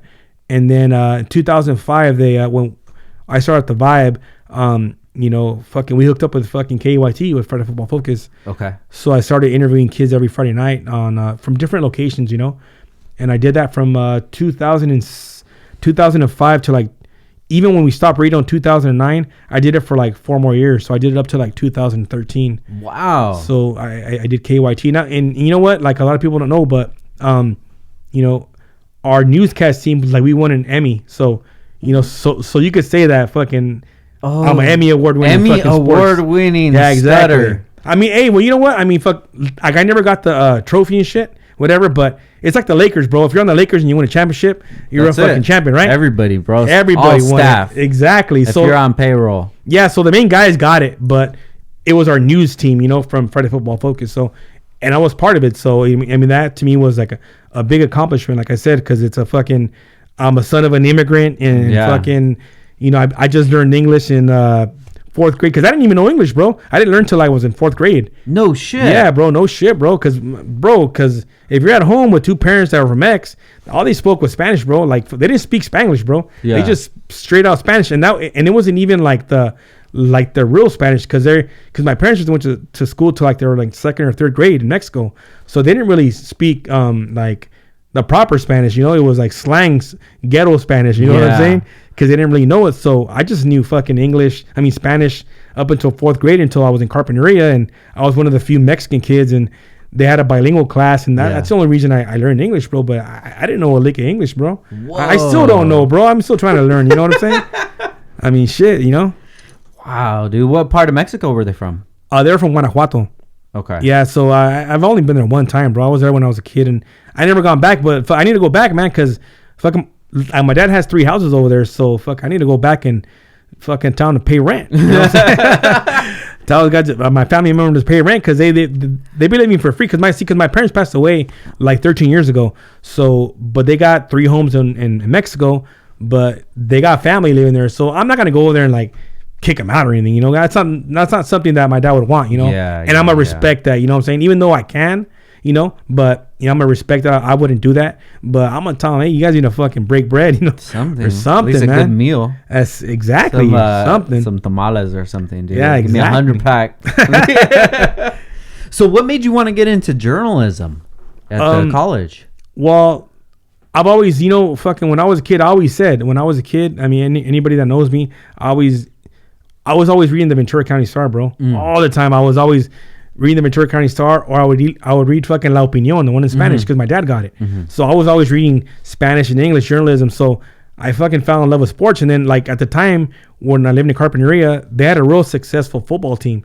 They had won like 4 straight CIF championships, Oh, nice. So they were known as like a football town. So I got into the high school football thing, and I fell in love with it, and I fell in love with sports even more. So, I always said, fuck it. I remember when I was a kid, like some of my buddies, like we be in high school, we'd be watching Football Focus, and I would always tell people like, hey man, fucking when I get older, I'm gonna be on the show watching. Oh shit! And they'll be like, shut the fuck up, fool, you're full of shit. You know, my friends would just laugh. You know, like whatever, fool, shut up. Yeah. You know, typical friends like, shut up, fool, you ain't gonna do very shit. Very supportive. Yeah, very supportive. Exactly. You know, they're like, especially you. I mean, because I don't, you know, because the name Stutter, like I used to have a real bad stuttering problem when I was a kid, like real bad. Like it was but what was funny is that I used to stutter worse when it was in Spanish. When I would get to the P words, I'd be like, like, you know, I'd be fucking stuttering like bad, like real bad. So, you know, I got to conquer that. I got to conquer that shit in college, bro, because I took a speech class, and they just told me like, well, you don't really have a stuttering problem, like, you know, just slow down, like kind of like I'm talking right now, like just slow down. It's just that you're thinking too fast, and that's why you stutter. So just, you know, so there's kids that stutter out there, like don't try to talk fast like me. Like just fucking slow down, you know, just talk, and you can conquer it, you know. But I don't like to talk fucking slow, you know. I like to fucking talk fast and like, you know, loud and shit, you know. So that's where I get the more of the stutter. But like I said, I used to stutter a lot, and fucking I conquered it in college, and in college I got into journalism because I wanted to be a sports reporter, you know, because I said I'm gonna do fucking Football Focus, you know. But I gotta give props again to my radio fan, man, fucking Rico Mambo, because you know if it wasn't for them, bro, they're the ones that gave me the shot, you know, to be their sports reporter, and I was able to do. I was able to accomplish my fucking goals. You know what I'm saying? Yeah. I mean, I wish I would have got $1 million and shit, you know, but make some fucking big time cash, you know. But you know, I was able to do what I wanted to do, and that was my goal, bro. I mean, it was even, you know, because my brother was trying to get me to go to university too and shit, and I kind of wanted to, bro. But I'm not gonna lie, like I'm not a school guy, bro. I think I have ADD or some shit, because I can't be somewhere and be listening to a teacher and pay attention. Like, I'm like, fuck this shit, you know. I don't want to pay attention, you know. So and plus I have anxiety too, you know. Like I don't want to be around, like I don't want to be there, you know. I get anxious and shit, you know. So I didn't want to go to school, you know. So I didn't want to go to college and shit, and so, you know, it was the journalism thing. I did like it, but I kind of didn't like it because I didn't like writing articles, and my editor, which was like totally different, like they would always change up my articles and shit, and I didn't like it because I wanted to be my style, you know what I'm saying? But these editors were like, oh, you can't use this, what's this word, and I was like, well, I'm trying to be kind of like, I want to use a little bit of slang, you know, because that's who I am, you know. But they always change up my shit and all, and I was like, I don't want to do this, and you know, it just wasn't like, I think maybe if I was doing communications at Oxnard, I probably would have succeeded better there. You know what I'm saying? Because it's Oxnard, you know what I'm saying? But there at BC is, I mean, I don't even know if they still have a journalism. Do they still have it there? Or no? I'm not sure. Well, at the time when I was doing, I just, like, it wasn't the right fit for me, you know. I didn't like them changing my articles, and then too, when you're taking that course, like, you just can't write about sports. You got to go write about other shit. And I'm like, I can't write about fucking all this other shit. Like, it doesn't interest me, you know. I just want to write about sports. Yeah. But you can't. You got to write about everything else.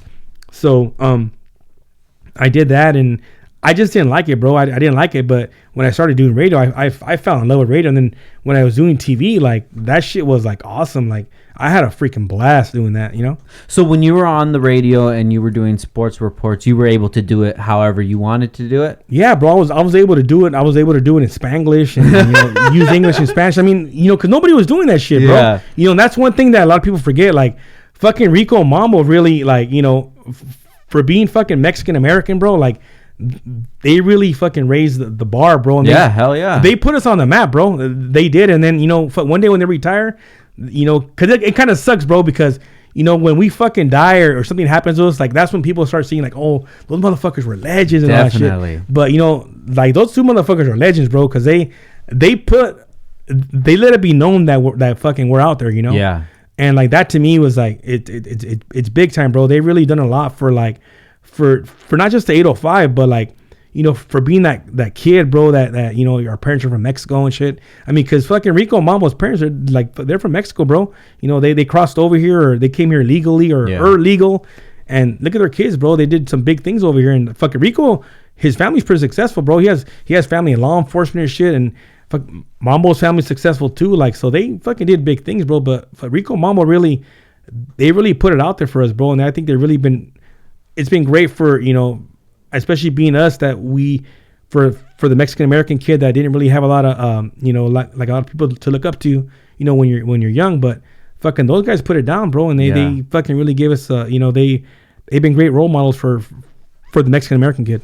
Definitely, man. They're a huge staple here in the 805. And when Mambo, he first started following me on Instagram, and I'm like, oh shit, that's fucking Mambo from Rico Mambo, and then he hit me with a DM to be on the local Friday. Local Friday, yeah. And when he sent me that, I was like, oh my goodness, dude. The days coming up to it, I was just so nervous.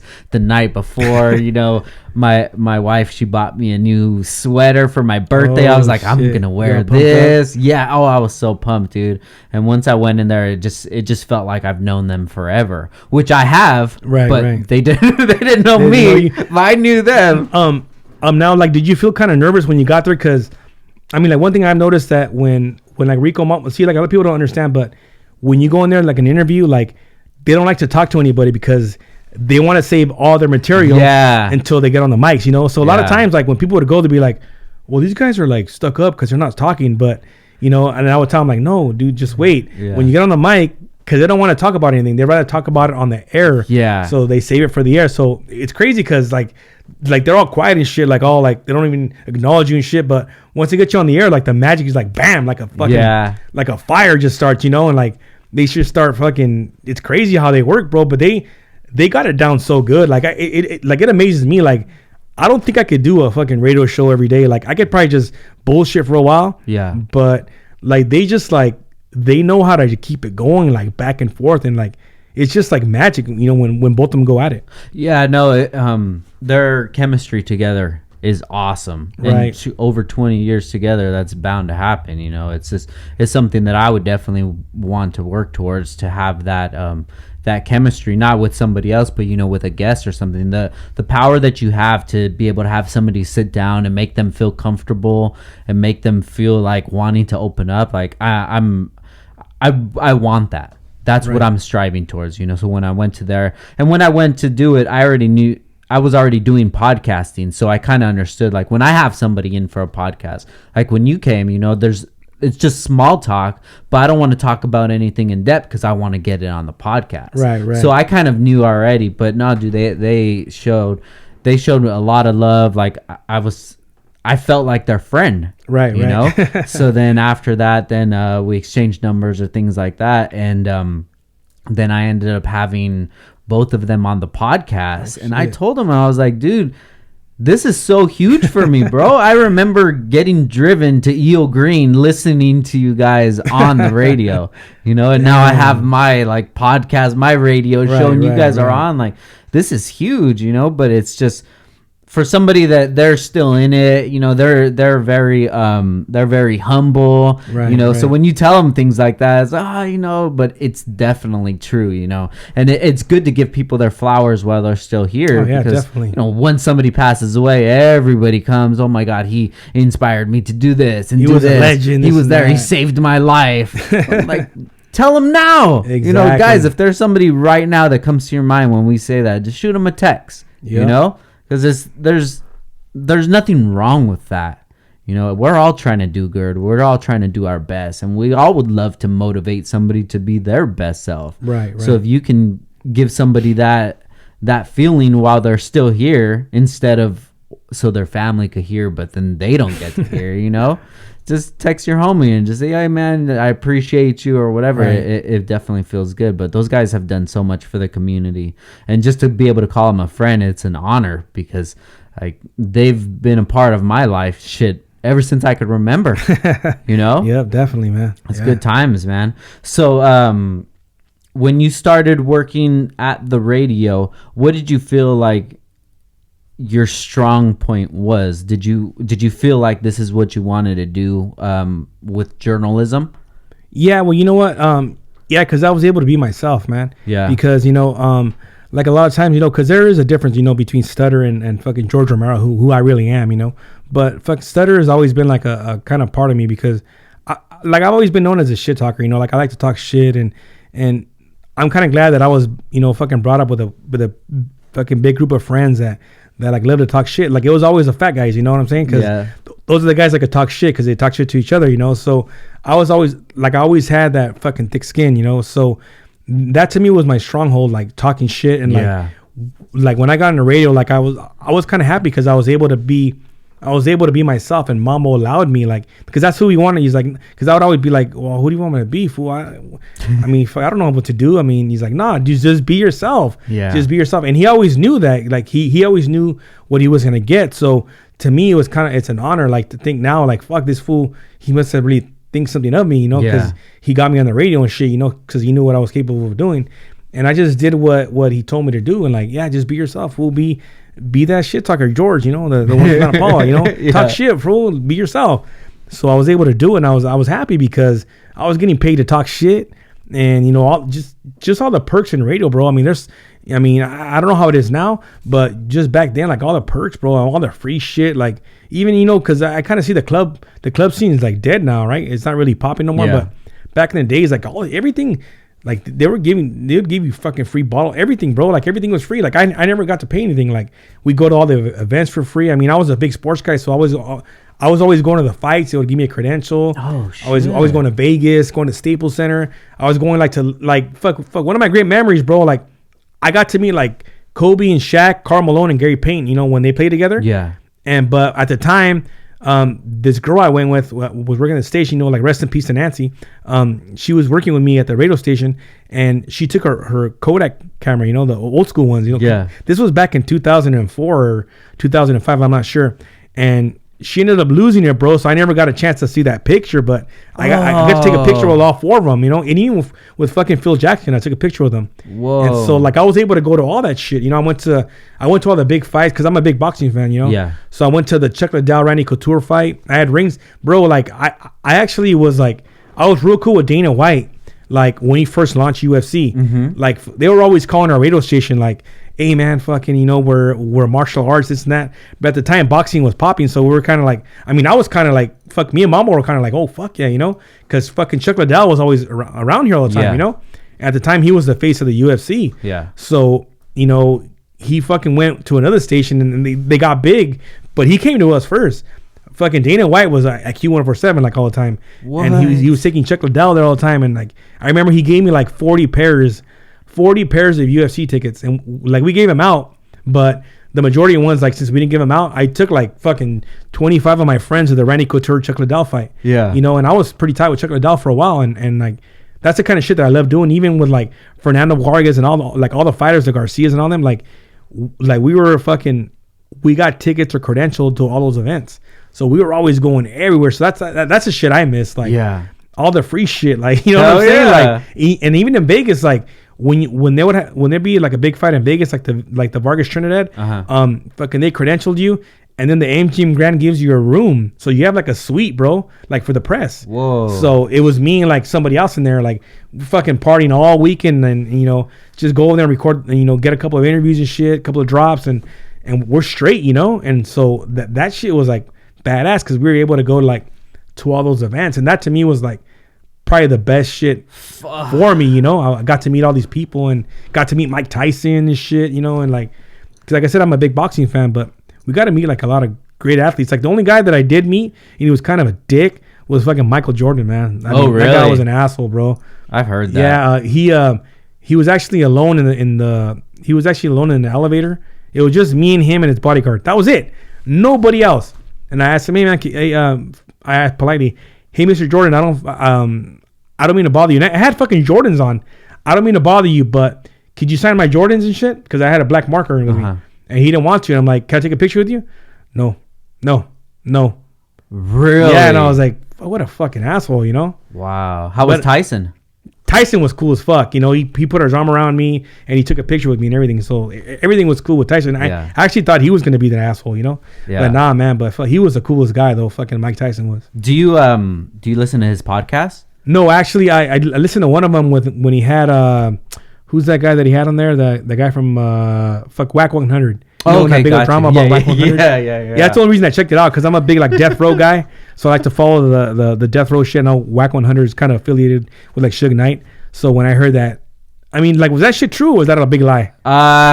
They were actually talking about it on the episode today. He had an episode. Well, it wasn't today, but it was one that I clicked on it with Noriega. And Noriega asked him about it. And he just said, like, oh, Wax a cool guy. But they kind of changed the subject. So still, he didn't confirm if it was real or it was fake. It's still, like, up in the air. But when I heard that, I was like, oh, no. Wax can get fucked up now, dude. Hey, because that guy can still fight, man. I saw him shadowboxing last year. Fucking old Mac can still fight, man. I wouldn't even fuck with him, you know? Yeah, you should listen to his podcast, bro, because he's changed so much as a person. Like, the person that he used to be, like, he says he hates that person, dude. Because, he changed. The way he thinks and everything changed after he smoked the secretion from some sort of frog. Oh, so it's the stuff that comes off of I don't know if you ever heard of it. No, it comes off of a frog, and then they dry it out, and then you like smoke it or whatever, and it gives you like you like hallucinate.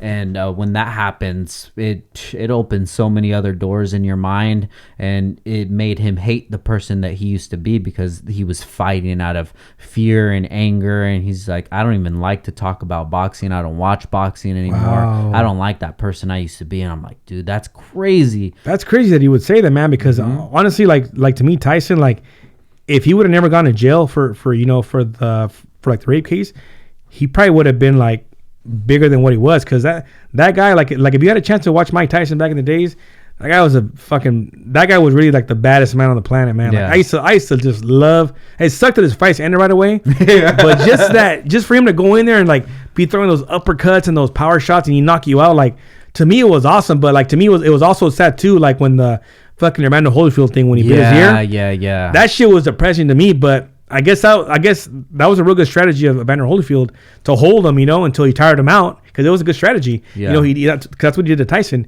He was holding him the whole fight because he's a bigger, more muscular guy, and he held Tyson and he waited for Tyson to gas out, and that's how he was able to knock him out. Yeah, I remember that fight. I don't remember any other fight that he was in. I don't know what year that was, but I know that I was really young. But I just remember when that happened, I was tripping out. Like, well, I never seen anything like that. But to this day, I'll still watch clips on YouTube, and I'm just like, man, I wish I was more coherent while watching these things. It didn't make sense to me because I'm a kid, watching that. Okay, I'm gonna go play.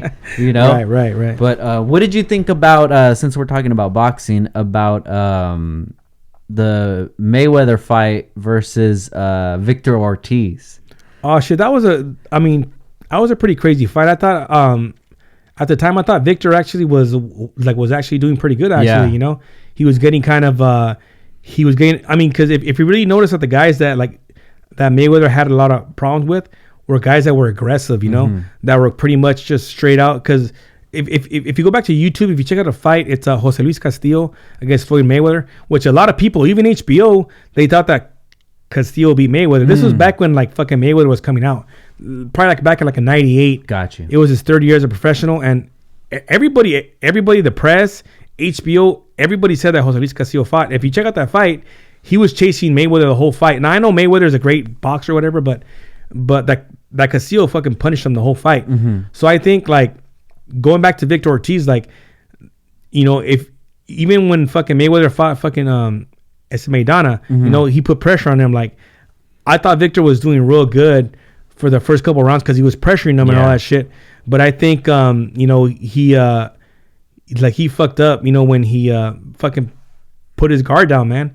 Because honestly, bro, to tell you the truth, like a lot of people talk shit about Victor, but to me, I think Victor would if he wouldn't have probably lost a couple of those fights, dude, he is so talented, bro. He was probably one of the most talented fighters that I have seen, bro. In the 805, that that was here in the 805. Because that guy, people forget, bro. Fucking this guy, he lost to Marcos Maidana, but he dropped Maidana 3 times, bro. That fight was I was at that fight. I was at that fight at the Staples Center. Yeah. And fucking, that fight was gonna be over, bro. He was gonna be crowned the next boxing superstar. You know what I'm saying? And people forget, he dropped Maidana 3 times. Fucking Mayweather didn't even drop him 1 time. Yeah. So that kid always had a power punch. But I think after I was pretty chicken shit of fucking Mayweather cheap shot him like that though, you know. Yeah. But Victor, it kind of bit Victor in the ass because Victor's a nice guy. Yeah. Fucking Victor's, you know, if you ever got to meet Victor, he's a real nice guy, you know. So like you trip out like, dude, this guy's a boxer. He's always smiling and shit. You know, he'll hug you and everything, bro. Hey, how you doing, bro? He's real polite and shit. Yeah. So I think, you know, him being too polite on that fight is what cost him the fight because he tried to give him a hug and he got sucker punched and that was it. You know what I'm saying? Yeah, I'm definitely a casual boxing fan, but every time that there's a good match, I'll definitely watch that. And then it's always just the memorable ones that stand out, such as Marquez and Pacquiao. Oh yeah, dude. Fucking that to me was like the greatest fight of. I mean Marquez is one of my top 2 like greatest fighters. Oh of all really? Time. I think you know, like everybody that says that fucking Chavez is the greatest Mexican fighter of all time. I mean, I totally disagree. You know, not that Chavez wasn't a great champion, but I think like people like Marquez and Morales. I mean, fucking those guys to me are like the top dogs because I mean, Marquez did beat a lot of good fighters, but to me, he knocked out like probably the top 3 like greatest fighters of all time, which in Manny Pacquiao, because Manny Pacquiao was, bro. I mean, this guy fucking destroyed everybody from 130 pounds all the way to 154 pounds. I mean, he fucking beat down Oscar. He beat down everybody, bro. You know what I'm saying? So he was like a Superman, dude. Yeah, he was a Superman, bro. You know what I'm saying? So I think what fucking Marquez just had his number though, man. You know what I'm saying? So to me, I think Marquez is like that win right there was like I think pretty much to me, fucking Marquez, I think is the greatest Mexican fighter of all time. Really? Oh hell yeah. Yeah, that one was scary, man. When that happened, I didn't think that Pacquiao was gonna go down like that. Oh no, me neither, man. Dude. Because all the other previous fights, nobody was touching him. Oh hell no. no. When that happened, it was like, well, this is changing history. Yeah. Right here. Yep. Do you ever watch on YouTube the reactions to that fight? Oh yeah, the people crying and shit. Oh hell yeah.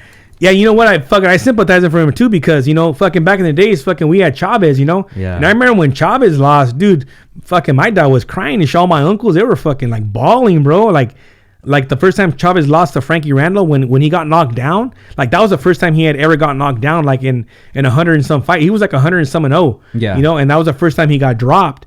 And I remember there was like people crying, fucking my aunts were crying. Everybody was all sad. So I know Manny Pacquiao was like he's a national hero to the Philippines, you know. So I kind of like I was like, oh fuck, now I know, you know, fucking I feel bad, you know, because that's the way we felt, you know, when fucking Chavez lost. You know, I imagine Pacquiao losing and then getting knocked out like that. I mean, that was a fucking one of the worst knockouts I've seen. Yeah, it was bad. He was down for a minute, dude.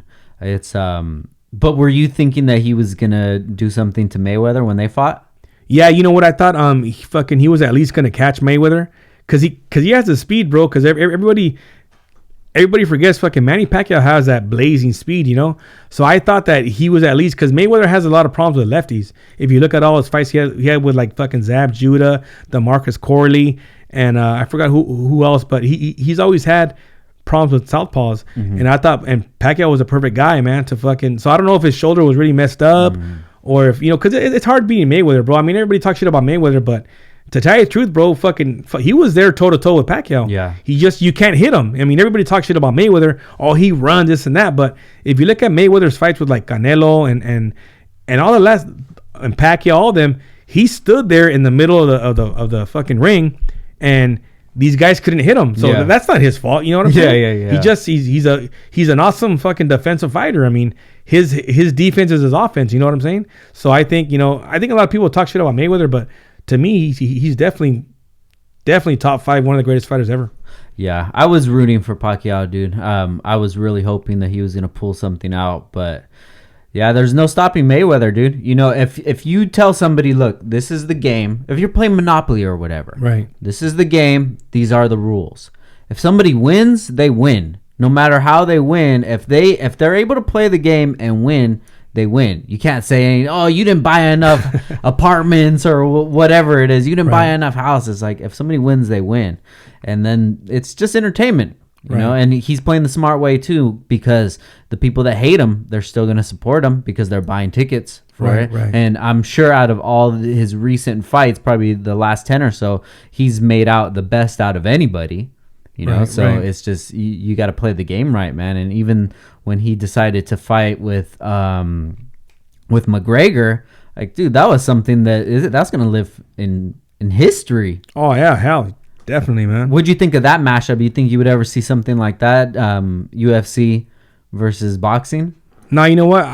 I never thought I would see something like that, but like, I mean, like, it had to happen, man, because fucking McGregor, even though he loses, like, fucking, he's the man in the UFC, you know? Yeah. I mean, he brings the crowd, you know? Number-wise, he's the man in the UFC.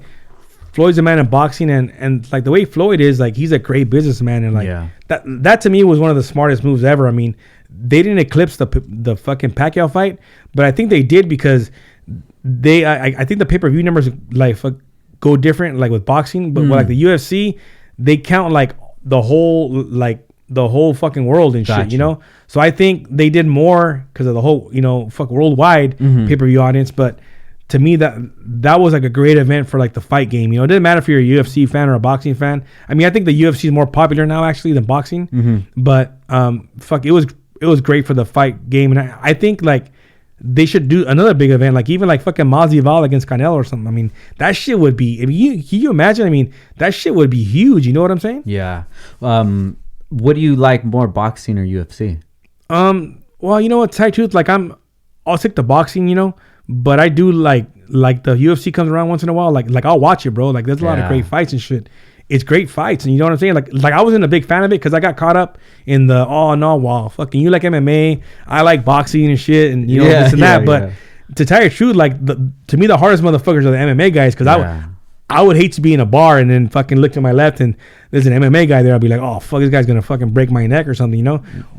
Like, what am I gonna do being a boxer? You know, I'm gonna fucking jab him and shit. Hell no, he'll fucking grab my arm and fucking break it and shit. That's why you gotta look at the ears, bro. Oh yeah, exactly. Has those fucked up ears. Like, all right, you got this, bro. Yeah, hell yeah. fucking one of my boys too. He tried to get crazy with one of those guys one time. We were at a bar and I saw his ears and I'm like, dude, shut the fuck up, fool. This guy's gonna fucking snap our neck. He's like, nah, fuck him, man. I'm like, dude, shut up, dude. And I had to grab him because he had a bunch of boys with, like, at the time a bunch of cats with fucking affliction shirts and shit. Oh, okay. And they had a cauliflower ear, and I was like, dude, shut the fuck up, fool. They're gonna make us tap out, dog, and they ain't gonna stop. You know what I'm saying? Shut your mouth, homie. Fuck. Oh man. But speaking of boxing, man, there's a lot of boxers that come out of Oxnard, man. Oh yeah, definitely, man. Fucking it all started with fucking Rob Garcia and Fernando Vargas, man. You know, so fucking they put Oxnard on the map, bro. Definitely. I mean, there's a lot of great artists now and athletes that come out of Oxnard, but fucking those other two right there that fucking really put Oxnard on the map and even in my town, bro. I mean, you know, even though he was only a fucking world champion for about 3 months, but fucking Lupe Aquino from Santa Paula, you know, he was actually the very first champion in Ventura County. You know, he was the WBC super welterweight champion. So from Santa Paula, Lupe Aquino. Nice. So, you know, so he was the first champion here in Ventura County, and then fucking Robert and then Fernando. But fucking those guys especially Robert and Fernando, man, they really opened the door for like a lot of fighters, you know, from Russia, from all over the world to come train in Oxnard and to say they're from Oxnard. Yeah.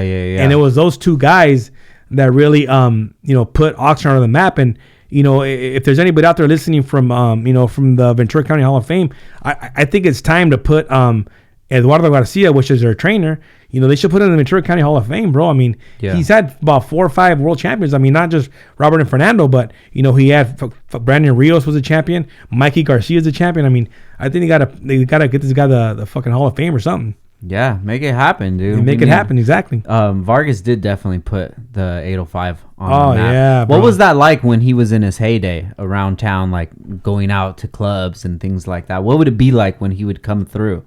Oh, bro, it was crazy, bro. That guy was a big time superstar, bro. Big time superstar. I think because he even says too, like, I think like the biggest mistake with Fernando was that they threw him in too fast with Trinidad, you know, because he was only 22 years old, you know. And I remember talking to one of his rival promoter, fucking Bob Arum. He was saying that if he would have promoted Fernando, because Bob Arum was Oscar De La Hoya's promoter, and he was saying like, fuck, I wish I would have had Fernando because fucking I would have actually like, because Mayweather and Pacquiao are smart. Because if you think about it, that fight's been it was marinating for years. You know what I'm saying? Yeah. I mean, it was marinating since they were like 28, and they didn't fight till they were like 36, 37. So it was marinating for 8 years. So that's the thing that should happen with like Fernando and like Trinidad. he should have had some easy fights, and they should have marinated that fight. But instead, they threw in Fernando at 22 years old. They threw him in with this 3-4 time world champion Trinidad, and I think that was. And after that fight, I don't think he was ever really the same after that. Yeah. But I mean, there's always talks about that Trinidad had fucking illegal raps, and I mean, because they did catch him with illegal raps before. They caught him like 2-3 fights after when he fought Bernard Hopkins. Yeah, when he fought Bernard Hopkins, they found some illegal raps in his gloves, and that night when they found him, fucking Hopkins ended up knocking out Trinidad in the 12th round. So I mean, fuck, you never know, man. If that loss would have never happened, I mean, Fernando probably. I mean, because think about it, like in the '96 Olympic team, the fucking Floyd Mayweather was in that Olympic team in the same way as Fernando Vargas. And at the time, the biggest prospect of that class, it was Fernando Vargas. So that just shows you right there, like Fernando was gonna be like the man, Yeah. Like he probably should have been where Mayweather was, because he had the crossover star. Like he could speak Spanish, he could speak English. Yeah. He was a U.S. Olympian. Like, I mean, dude, he was a good looking kid. I mean, fuck, girls liked him and people hated him, but they loved him, and then he could fucking fight, know? Yeah. And then the topper, he could talk shit, you know? I mean, dude, he had the whole package there. I mean, I think he was a bigger package than actually Oscar De La Hoya. Mm-hmm. Oscar De La Hoya was more like the, the guy could fight, but I think he had like the woman appeal and women wanted to watch him fight, this and that. But I think overall, Fernando had more of a package of like the, promotional wise. He could have been bigger than Oscar, I think, if he would have never had that fight with Trinidad. Yeah. Fernando Vargas did have a lot of influence, man. I remember when he was popping, everybody had the Vargas cut. Oh yeah, fuck! I even had it, bro. Did you? Oh did hell you have yeah! the tips? I had the tips, bro. I fucking bleached some blonde and everything. I mean, I got a lot of flack for that, though. Did you? Yeah, well, Oxnard, Santa Paula. What the fuck is that, bro? Fucking painting your hair, talking all kinds of shit, At the time, it was like, because I was a raver and shit back in the days. Yeah. I used to love going to raves and all that shit. So, I had my little vest on, and then I had my little hair, and they're like, who the fuck you think you are, Fernando Vargas? Like, a lot of people hated on him, bro. Yeah. There's a lot of Fernando. One thing about Fernando, bro, he had a lot of fucking haters, bro. Yeah. But hey, you could say what you want about Fernando, that he loses or this and that, but hey, bro, he always gave us a great fight. Even win or lose, if he lost or whatever, bro, he put him up, bro. And we as pay-per-view buyers, we got our money's worth, bro. You know what I'm saying? Yeah. And that's the thing with a lot of these fighters. Like, there's fighters that I know that have lost their eyes and shit. That don't have an eye anymore because of their fight game. And those are the guys that we should have been paying fucking $30 million, a fight. Because they're the ones that fucking lived up to what the fight was supposed to be. Yeah, huge shout out to Fernando Vargas, man. Oh, yeah, hopefully one of these days we can get him on the pod. I think that would be sick. Oh, yeah, hell yeah, bro. That would be awesome. But you were just talking a little while ago about cheating. What do you think about the last World Series with the Astros and the Dodgers? Yeah, man. Well, the thing with the Astros, man, fucking that's crazy that they were cheating for so long and shit. I mean, I didn't really get into it, like what they were actually doing. Mm-hmm. I just know that some people had mics and shit, and that's pretty scandalous to me, to be cheating like that. And I think they should have been held somewhat accountable. They should have at least, I think. My belief is that they should have at least stripped them for the title. Yeah. You know what I'm saying? I mean, that wasn't cool them giving it to the Dodgers or whatever. Yeah. Even though I'm a Dodger fan. Not really a hardcore Dodger fan, but I am a Dodger fan because they're from LA. Yeah. But I think they should have been held accountable somewhat. They should have stripped them. And I think that should have been enough. But, these people that wanted, like, well, just reward the Dodgers the champions. Oh, hell no, man. Nah, hell no. Go out there and fucking beat them on the field, But you know what, bro? Everybody cheats in sports, though, man. It's just if you get caught, you get caught. But there's a lot of fucking cheaters, man. You know what I'm saying? There's people cheating left and right. Like, even in high school football and all that shit. Like, I was able to see, like, a lot of games. Like, there's guys on the sideline that they have actually fucking watching their assistants, watching the hand signs. Because if you go to a football game, you see all the hand signs, right? The hand signs that are giving the plays out and shit. There's actually assistants that go to their away games, and they're out there videotaping them and fucking giving out their hand signs. So it helps them out with their game planning. You know what I'm saying? So there's a lot of people. There's a lot of high school sports. All that guys are cheating, especially nowadays too with cell phones. Yeah. There's people fucking recording. I mean, yeah, you could record a game, but there's people recording you on the sideline with like what you're saying, or because nowadays I mean, you know, like you used to have plays like fucking taped around your arm, but nowadays, like they're giving you hand signals and all that shit. So all that shit's recorded, and they go back to the coach's house and they're studying it. You know, like, oh, when he does this, that means they're gonna call this play, and you know, so like you already know what they're gonna do. You know what I'm saying? So I think everybody cheats, bro. Just the Astros got caught, and it's kind of crazy that they got caught though, bro. All the money they got, and they weren't able to get away with it.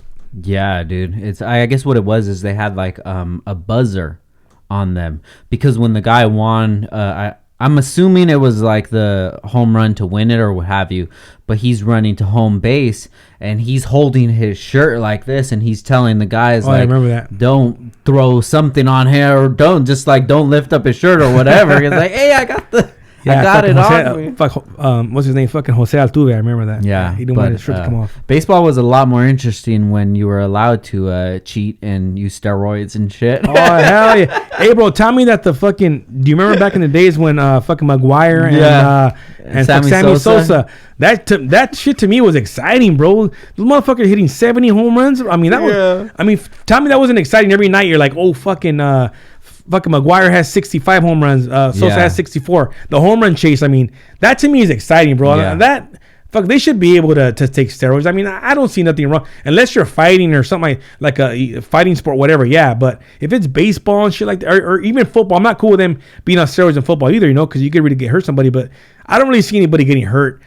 Baseball being on steroids. I mean, that to me, that's exciting, bro. Yeah. Fucking hitting 70 home runs. That's awesome. I remember when Manny Ramirez came to the Dodgers, you know, those few seasons were fucking sick. Oh, yeah, they were. Fuck yeah, they were. Yeah, I remember it was the season before that I had went to New York and I saw him on the Red Sox. And I seen the Red Sox play the Yankees. And I'm like, dude, this is dope. And he hit 2 home runs that game. And then he ended up coming to the Dodgers. And I'm sure they made so much cake off him, dude. Hell they had Manny Wood and the dreads and all that, you know. But then when it came out that he was using steroids or what have you, then it just got boring again. I love baseball. I love it. I love baseball because I can fall asleep and wake up and the game's still on. And it's a dope pastime, you know, just going to Dodger Stadium, you know, eating snacks and just hanging out there. But I was never really that big into sports. Right. You know, with sports with me was more to like skateboarding. Oh shit. That was my thing. But I just love sports. I love the competitive aspect of it. You know, even with basketball, I'll watch like the last 4 minutes of it because that's what I feel only matters because so much can change in such a little time. And it's like, man, it's kind of a lot to watch. But man, with you talking about sports, bro, you like light up, dude. For real, man. This is something that you should look a little more into because I can see you like having maybe your own podcast, right, or something just about talking about sports, man. There's so much out there. Oh yeah, know? Definitely, man. Like there's a lot of sports. I could talk sports forever, bro. Even like when it's football and shit, boxing, all that. Like, I mean, pretty much every sport, you know. But I could talk forever, bro. I wouldn't even shut up. So back to the radio. What do you feel like was your best memory and worst memory of being on the radio? Shit, man. You know what? Fucking good memory. It was probably fucking too many of them, man. Like we just had a blast, man. I think we really did. Like, you know, I mean, even like, you know, when we went from the Rico Mambo Morning Show to we were called the Mexicans. Mm-hmm. I mean, that shit was pretty dope. You know what I'm saying? I mean, because we all got a tattoo of each other on our arms and shit. Yeah. Where at? It's actually, let's see. Let's try here. See? Oh, shit. Yeah, because that's tight. I Rico Mambo all have that. Yeah, fuck Rico Mambo, we could all have. I still think they have it. I'm pretty sure. Yeah. You have to ask them. I haven't asked them. Yeah. But yeah, fuck, we all got that shit. That was pretty memorable. I mean, that was kind of crazy. That's when we kind of like put a stamp on it, like, hey, let's fucking be together. You know, that to me was like all right, you know, because I don't even got my fucking kids or lady fucking tattooed on me. You know what I'm saying? So, it was crazy to get tattooed and, you know, get our logo and shit. That was probably like the most memorable shit. Dope. You know? Hell yeah. You know, because you kind of like a brotherhood. You know what I'm saying? So yeah, definitely. You kind of put the stamp like, oh fuck, you know, because we had left 104.7. You know, which to me was kind of odd because like I'm not used to fucking quitting, bro. I'm used to getting fucking fired. You know what I'm saying? I'm used to getting fired or something. You know what I'm saying? So it's kind of crazy to fucking. It was funny because like the day before, fucking Rico Mambo, I was in Rico. We were in Rico's truck. They're like, "Hey, fool, we're gonna be going to another station. Are you down to go? This and that." And I was like, "What?" And I was like, "What do you mean?" And he's like, "Yeah, are you down to go?" And I'm like, and I started asking questions. They're like, "Nah, don't worry about it. We're gonna take care of you." And I was like, "Fuck it, I'm down," you know. So then Rico helped me fucking type out my resignation letter. Cause I was like, cause I never resigned, bro. I was always getting fucking fired, bro. You know what I'm saying? I mean, I've been fired from like 14 different jobs. Fuck. Yeah, I've been fired, bro. Like I'm actually lucky I got a fucking job. Oh shit. Cause I'm known for like getting fired, bro. You know? Yeah. And so I fucking I quit. I mean, I resigned. Yeah. And fucking Rico helped me fucking sign that resignation. It was all professional, bro. It was like, this ain't even me, bro. And I felt bad, you know, but we resigned, and it was just crazy how we just took off and we went to the Vibe, and we started the Vibe like a couple of months after, because Rico wasn't allowed to be on the radio because he had like a contract still. Oh, gotcha. And so like some like legal shit, he couldn't be on a competitive station for a certain time. Gotcha. Yeah. So that's why we didn't go on the air right away, because we were planning to go on we were planning to be on 104.7 one day and then pop up at the station the next day, which was crazy, you know? Yeah. Because that's like jumping from the Lakers or the Clippers or whatever, vice versa, you know? Yeah. And so that to me was fucking crazy. It was a bunch of drama, bro, because, you know, we were at the news station, and then, you know, all the employees that were over there, they didn't talk to us. And it was like personal shit. Like, it was crazy. That to me was like probably like the craziest, bro. Yeah. You know, like when you leave somewhere, like, because to me, I looked at it like, you know, because it's Q95 now, but at the time it was Q104.7. At the time, like, you know, it's like fucking you leave the Lakers, bro. You leave the Lakers and you go to an expansion team, you know, because that's what the Vibe was, you know? Yeah. And so we left, and it was like, what? I mean, can't believe they did that, you know? They fucking left. Yeah. And then they took everybody, you know, because we wiped out the whole lineup, you know, the guys in the nighttime and the DJ nighttime, we all fucking left, bro. So we kind of like, we kind of left like, everybody left, you know, so they had to like scramble and get a bunch of guys and, you know, their radio station and all that. But so fuck, that to me was like probably one of the most like craziest things we did when we left fucking 104.7 to go to the Vibe. But you just had enough trust in the guys that you're just like, I'm good. Yeah, and it was a good decision too, you know, like it was a good decision because fuck, I was able to fucking start doing TV also, you know. Mm-hmm. And I had a lot, like I said, like I had opportunity to do other shit too, but I just couldn't because of my work, you know. Mm-hmm. And then, you know, just to keep it real, bro, I had a bunch of personal shit going on, you know, like my parents had passed away, both of them had passed away, and then I had a bunch of baby mama drama and shit, and then you know, the job I had, they were moving me around, you know, different schedules and shit, and I couldn't, you know, fucking they set me up though to do all this shit because, you know, at the time.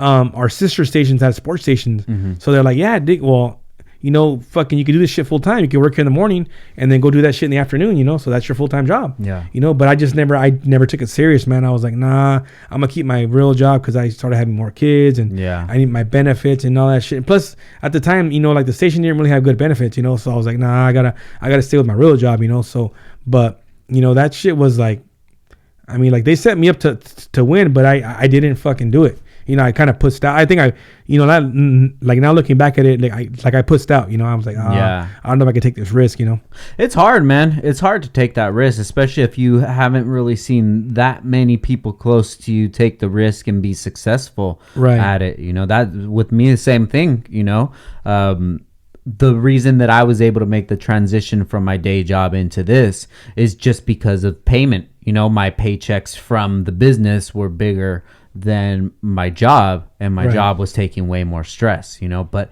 if I was in a different situation, if the job was still good and Downstar was kind of like, I don't know where this could go, that's got to be a hard ass decision to make. That's me single. That's me single, no kids, no nothing. Right. You know, I could just imagine how it would be if you have a family. You have to make those decisions sometimes. You're like, hey, it's not about me right now. This isn't about my career. I got to make sure that home is taken care of first before I make these kind of choices. Right. So people listening right now, if you don't have a lot of responsibilities, shit, go make some mistakes. Exactly. Fucking take a chance. Fucking gamble. You know what I'm saying? But it's just too hard having a family and gambling, man.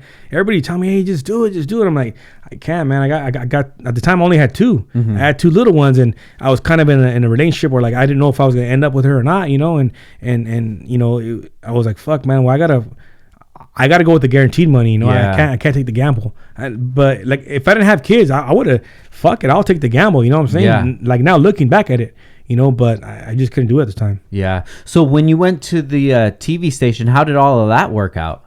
All that all worked out pretty good. It's just that, you know, it was kind of hard at first because, well, like the good thing I was able to be the character I was on the radio, you know. Oh, except minus the shit talking though, you know, because I was, you know, on the radio I was totally different guy. You know, I was always a guy talking shit, bashing people, this and that. But you know, when I started doing TV, it was just strictly the sports thing, you know. So, but that's one of my biggest loves though, is football, you know. So I pretty much knew all the history of all the high schools. I knew about all their current alumni, you know, and all that shit. I knew their past stars, all that. So to me, it was easy, you know. It was easy doing that shit now, and that's why I was able to do it. And it's kind of crazy looking back at it now because there's so many other people they could have chose, you know, but they ended up going with me. You know what I'm saying? So to me, it was kind of a blessing, and it was an honor to do that shit. And I mean, that was one of my, like I said, that was my lifelong goal to be a sports reporter on TV, you know, and I was able to do it, and especially all the shit I went through, and you know, early on, and you know, fucking stuttering, and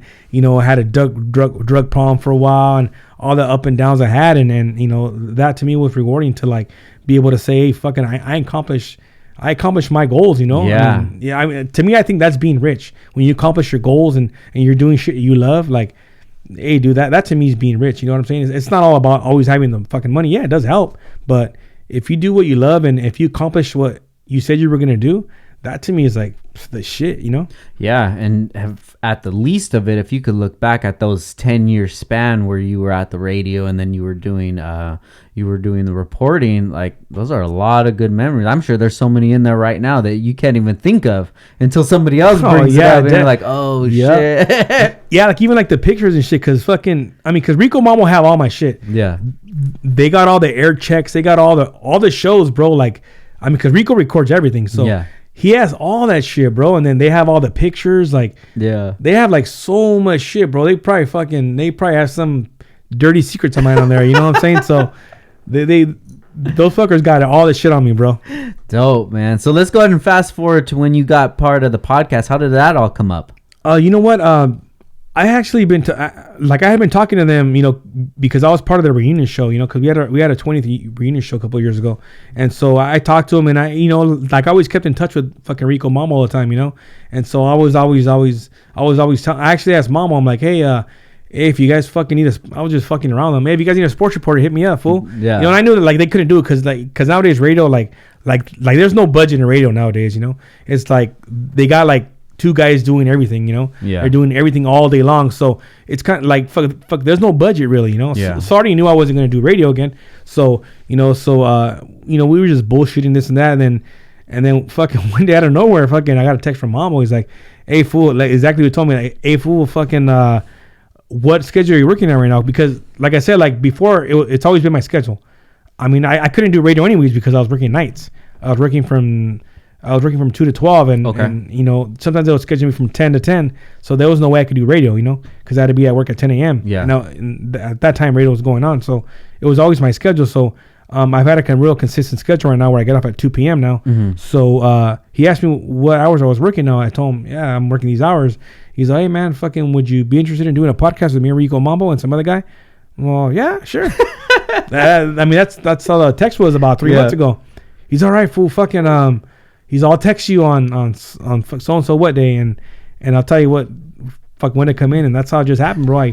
I went on the 11th. I was kind of nervous though, bro. Were you? Yeah, I was kind of nervous because I hadn't been on the air like for like a while, bro. It's been about, you know what, like the last time I did TV was like 2014, 2013. So it's been a while, but you know, with like the radio game is totally different. So like the podcast thing is a new thing too, you know what I'm saying? So because everybody's doing podcasts, you know, and I think it's not even radio no more. It's all about podcasts now. You know, it's way bigger than radio. Yeah. So you know, he hit me up and I told him, yeah, I'll be there. And then I just showed up one day, and it's been fucking like the day I got there, it was like kind of like I just like the shit I left off of, and you know, when on radio it just came back, you know, like that fucking chemistry and shit, you know, and I mean, like they make me feel comfortable. So it was easy, bro. Yeah. It was easy to be myself. And then if I get stuck, fucking Rico always picks up the slack, or, like when someone has an off day, the other guy picks up for it. So it's just a magical thing that you see with Rico Mambo. Yeah, definitely, man. So you said it was episode 11 when you started. It was episode 11 too. And then, fucking Marco Blount, dude. Like, I mean, that fool's funny, bro. I mean, that guy,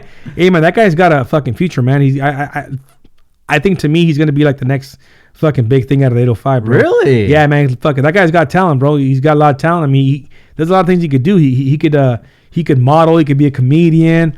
I mean, hey, he's fucking half black, half Mexican. Yeah. I mean, the fool speaks Spanish. I mean, he's got a lot of fucking tools, bro. I mean, he can make some big noise, man, in the industry. Yeah, he's funny, dude. I've been watching his Instagram and then his TikToks and shit. Yeah, that shit's fucking hilarious, bro. I mean, I wasn't even a TikTok guy until I started seeing his shit. Yeah. And then I was like, fuck, this fucking fool's funny. And to me, I think a lot of people are funny, but, like, if you can get me to laugh and shit, like, I'm like, fuck that fucking... Yeah. Not that I'm anybody special, but, if I start laughing, I'm like, fuck, that's just, like... I think he's really funny, like. Well, you're a funny guy. That's why. If you're a funny person, it's hard for you to be amused, because even with me, sometimes, like, I'll be watching a comedian or something, and I could just sit there, just straight faced. But if you could make me laugh, I'm like, oh, that dude's funny. Yeah, exactly. And then I'll play it for my wife, and she's like, that was stupid. But yeah, it looks like you guys have a good chemistry there, man. Really, really cool. Yeah, man, I have a lot of fun there. Like it's actually been like some pretty good therapy too. You know what I'm saying? So it kind of helps me out too with life and all that shit. So, yeah. But it's been a blessing, man. With to do the For Lokoz podcast. Yeah. You were talking earlier about anxiety. Is that something that bothers you a lot? Yeah, somewhat. But I kind of got to the root cause of it. Like, I do get anxiety when well, first, I don't really drink a lot of caffeine no more. Mm-hmm. But I used to get real bad anxiety on caffeine, dude. Like, because I was an energy drink guy. Okay, got you. I was drinking that shit. Then I drink a soda, a Diet Coke, and then you drink a coffee, and all that shit adds up, man. You get it. So I was having a hard time. I was getting like a lot of anxiety, but I think I think I got anxiety too from like probably fucking drug use, back in the days and shit. I think if you do drugs for like a certain amount of time, it does affect you some way, bro. And I think because I didn't have anxiety when I was a kid. I don't know if it's because I'm an adult now. Yeah. But I kind of noticed that when I mean, because I've been clean for 20 years already. I haven't done drugs in 20 Congrats, years. I smoke some weed though every once in a while. Yeah. I mean, I can't do it now because of my work because we have random drug testing. But I mean, like the last drugs I did, I was smoking some weed. Yeah. But like other drugs though, I've been clean about 20 years. Good job, man. So thank you, man. And so I think after I quit doing that, I started getting like an anxiety problem. So I think this shit must have fucked up my nervous system or something, because I never had it before. Yeah. So that's a thing that like anxiety attacks is like, I mean, I don't know if you ever got one. Have you got an anxiety attack before? I mean, not from what I've heard from other people, but there's times that I just feel like, I don't feel fucking right. But it's not like I think that there's something chemically wrong with me. It's just my mind is just fucking racing. And I can create like issues and problems in my head that aren't even real. And then that would be like ramped up. I would consider maybe that the closest that I've ever been to an anxiety attack. But what have you experienced? Just like fucking all like paranoia, bro. But at the time, like it gets to me, it gets ignited when I drink a lot of caffeine. Like I've actually drank at one time, like I drank like 2 rock stars back to back. No, like I drank one in the morning, and then like I said, I drank like coffee again, like 2 hours late because I was working a graveyard shift. Gotcha. And then I drank like and then you drink like 2 sodas, bro. Yeah. I mean, if you think about it, that's all caffeine, all bro. Caffeine, yes. So that's like fucking 8, 9, 10 cups of coffee right there, and then I drink another fucking rock star later on. That's like another 4 cups, like 5, 6 coffee. So it's like 14, 15 cups of coffee. So you think about it, bro. I mean, you get a fucking pretty amped up, and I remember at the time I got like, because you start going into WebMD and shit, you start reading shit. You start thinking you're having a heart attack and shit. Like, oh, you get a pain on your left fucking, your jawline and fucking this and that. And like, fucking to me, I was all scared and shit. And so I thought I was having a heart attack, man, when I was drinking all that caffeine. So I started getting like a chest pain, and I mean, I don't know if my mind was playing tricks on me, but I started getting a pain on my shoulder, and then you start reading this shit like those are signs of a heart attack. Yeah. So I'm thinking, fuck, I'm gonna have a fucking heart attack for drinking all this caffeine, you know? So I get all paranoid, bro, and I'm not gonna lie, I went to the hospital a couple times. Oh, did you? Yeah, and they had to hook me with an IV, and they had to drain all that fucking shit out of your system, because that's what an IV does. They put an IV and they drain all the fucking caffeine and shit out of your system, you know? Yeah. It flushes it out. Yeah. You know? Because it's all in your system. And I remember one time I was so amped up in the hospital that I was like lying down and you could see my fucking shirt just fucking moving and shit. No shit. Yeah, for so much caffeine I drank, man. It was crazy. It was fucking nuts. And I mean, I've always been like, I think because of my past, I started thinking like, well, maybe I have a bad heart, you know, this and that. But you know, I get a physical every year and shit. And like I got EKGs before and all that shit. Like nothing's wrong with your fucking heart, dude. Yeah. You never had a heart attack. You never had this and that. Your heart is fucking healthy. Like, relax. Yeah. It's hard for us to believe that a simple drink from the liquor store can have those effects on you. But it's just like anything, you know, take 20 Tylenols, so you ain't never waking up again. Oh, hell no. You know, and you just have to know your limit. Like me, I don't even touch energy drinks, dude, because I like that feeling of being amped up. And that's why I've never done any drugs besides weed. I've never done coke because I probably fucking love it, you know? Dude, and then when I have so many energy drinks and then you start to crash and the first thing comes to your mind, well, let me get another one so it fixes it, you know? And then when that big crash comes and you start feeling like shit, and then your temper is like an all-time high because you're just irritated by anything, especially on that crash down. And when I realized that was where it was coming from, then I had to dial back on energy drinks, man.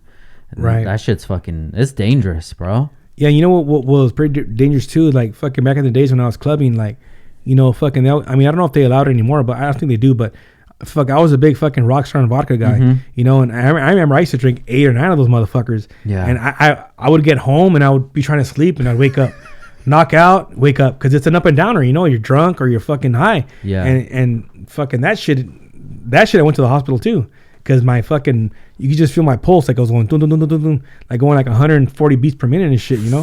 Because that's like, fuck, dude, like you drank like 8 fucking Rockstars. Yeah. You know, but it mellows you out because you're with the vodka, but it creeps up on you, you know what I'm saying? So that to me was crazy.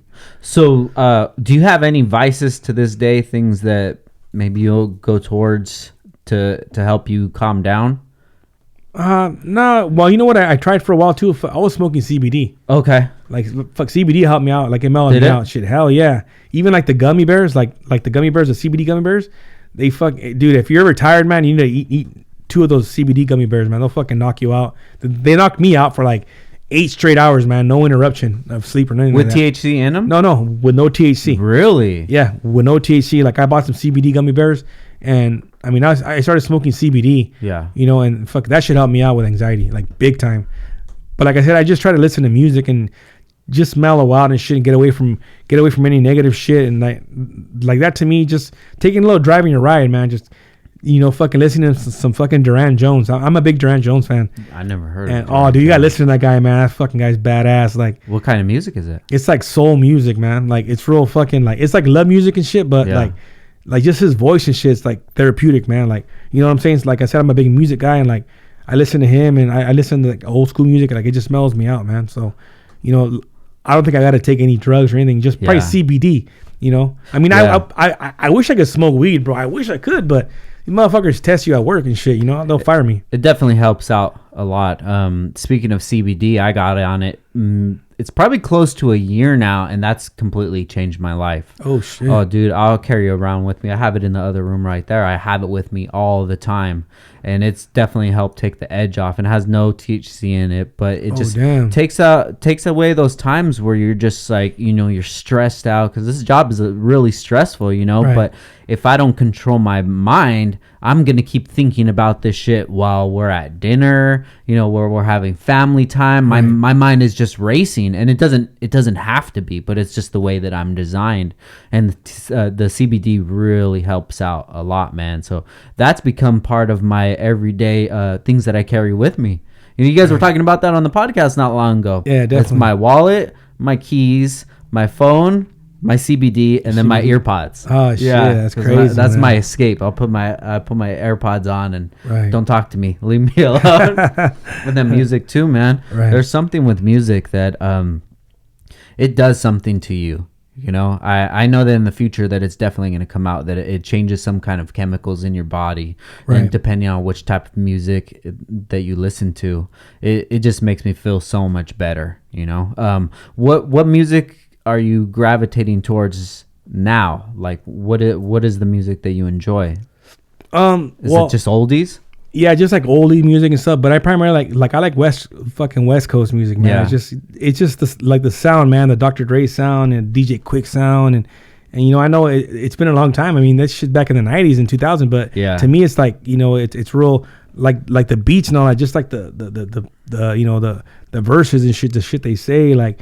It's like therapeutic, and a lot of times you're like you're going through that shit, you know, so they kind of relate to what you're going through, and like just all that shit like fuck mellows me out. Like I'm a big West Coast fan, and you know, like the old school, but like I really like, if I want something to pump me up, like I like listening to cumbias, man. Okay. Cumbias and me get me like in a good mood, you know what I'm saying? So it reminds me of the old school fucking like quinceañeras and weddings and all that shit, you know, all the happy times when you were kids, you know? Yeah. So I mean, I listen to that gets me in a good mood, but mostly I'm an old school fan, and like, you know, like the West Coast hip hop. Is there any new stuff that attracts you?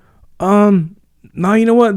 There's a couple of you know what? Fuck, I'm a big Anderson .Paak fan, dude. Oh yeah, shout out to him, man. Yeah, shout out to him, man. That fucking guy, like, he's kind of like Duran Jones, like that kind of style. Okay. He sings like that. So, like, fucking, I'm a big Anderson .Paak fan. I like listening to his shit, and that's pretty much it. Like, there's some other artists that I listen to, but I don't really listen. I mean, I should give it a chance, though. You know what I'm saying? Cause I have heard some good music, but I haven't really. I'm more, like I said, I'm probably just being old school. You know what I'm saying? But I mean, that's kind of music that I like, all the old school shit. Yeah, it's definitely hard to sift through it all, especially there's so much bullshit out there. But there's a lot of great stuff that that's out right now. You know, but coming from like the late 90s, that kind of music to now, dude, it's totally different. It's totally different. Yeah, and I understand why older people wouldn't gravitate towards the newer stuff, because a lot of the new stuff is just bullshit, you know. Right. But there's a lot of good gems in there, and my taste in music is like all over. You know, the way that I look at music is like a food. You know, there's. If you want a nice like filet mignon steak or something, there's that. But if you just want like a Snickers bar real quick, there's that too, you know, and both of them serve their place. So it just depends on what you want to have at that moment. But yeah, I love music, dude. Yeah, that's one of my huge passions. Is there any other hobbies that you're into? No, man. Just being a dad, bro. That's it, man. That's probably my other hobby. And I like to get on YouTube, bro. I just watch a bunch of shit. Like, oh, really? Yeah, I'm a big fucking gangster guy, dude. Like, I like watching all the gangster shit on there. You know what I'm saying? Like the DJ Vlad. Oh, like all the gangsters he interviews. Like, I like watching that shit. You know, I just saw that older stuff. Like, I mean, like to me, like for a while, I was addicted to like the like Tupac, Biggie, fucking like the documentaries and shit. Yeah. I was always watching that. I watched like all the different like. Because everybody has a different, you know, they like a story of what happened and shit. So I watched like all the series that all the different television stations had and all that shit. So I mean, to me, I was like fucking big on that for a while. Just that era, you know, that West Coast East Coast rivalry. Yeah. Like, what was that like? That shit was badass. Like I said, I like all that fucking Suge Knight story and shit. Like all the Snoop Dogg shit, the Daz Dillinger, the Dog Pound and Dre. What happened with that and like. Because all that shit's like connected, you know, all the shit with like Eazy and NWA, all that comes from the same tree, you know? So it's a big, long story. But to me, all the like the documentaries I got to see, like it was just, to me, it was fascinating. Like, you know, because everybody thought like, for example, like, I mean, everybody knew who killed Tupac, you know? Yeah. You know, it like supposedly it was the guy Orlando Anderson, you know, that Crip that they jumped at the casino. But the thing to me that was always crazy was the thing about the Biggie thing. Because they were always saying that, you know, that it was supposedly that the cops were involved, you know. It was some cops that were hired by the death row by Suge Knight, you know, to kill Biggie. Yeah. And then they come out with another thing. So the story is like everywhere, you know what I'm saying? Like, and then they got an informant saying it was this guy, it was that guy, and like, I mean, I think that's why they never really caught who killed him. I mean, they pretty much know who did, but that's even, I mean, is it 100% sure? I mean, we don't know, you know, like we'll never know, you know. That's why there's so many documentaries on that rivalry, because nobody really knows. I think the only one they really know who killed Tupac was that guy Orlando Anderson. Yeah. But the Biggie thing is like a big question mark, because there's just so many connections, you know, because that cop used to be a mob Pyru blood, you know. So now it's like, oh well, probably was him, you know, because that's the crew that Suge Knight was hanging out with, you know. What do you think about the Puff Daddy theory? Oh, that he actually paid. I think it was some Crips to kill. Or to kill Tupac. Yeah, well, I believe that, because like they've actually, if you look at the whole documentary, they have a lot of guys, like ex-gang members that were hanging around that crew, that they said that there was a bounty on Tupac and Suge Knight, you know, that actually Diddy actually had a bounty, like a $10,000 bounty, like if you could bring him back a fucking death row chain. So that's actually backed up by a lot of different people, like gangbangers and all that shit, people that used to be in that circle, you know. And so and then there's also that guy, fucking his name's Keefe D. He's Orlando Anderson's uncle. He was the one that was in the car with Orlando Anderson when they shot Tupac. He actually has said, and because they gave him I think it's called a proffer agreement. I guess you could be king for a day, like you could like tell them what happened, but then they can't use it against you in court. I forgot exactly what it's called. Oh shit! But you got to see that documentary though. It's actually called it's called Murder Rap. Okay, it's called Murder Rap. You got to watch it. Well, there's this guy that was Orlando Anderson's uncle who signed some agreement because they couldn't get him to testify, so they had to set him up because they wanted to find out who the killer was. Yeah, and so he actually he had testified that Puff Daddy had offered them $1 million to kill Tupac and Suge Knight. You know, so coincidentally, Orlando got jumped that night. Yeah. So that was a perfect chance right there, like to retaliate and to kill. I mean, because they did shoot Suge Knight. Yeah. They shot both of them, you know, but they were only able to kill one of them. So I guess you know, allegedly they just paid $500,000 for that hit. Yeah. Yeah. And then they said that they didn't get their full bounty, so that's why they killed Biggie. Is that how the story goes?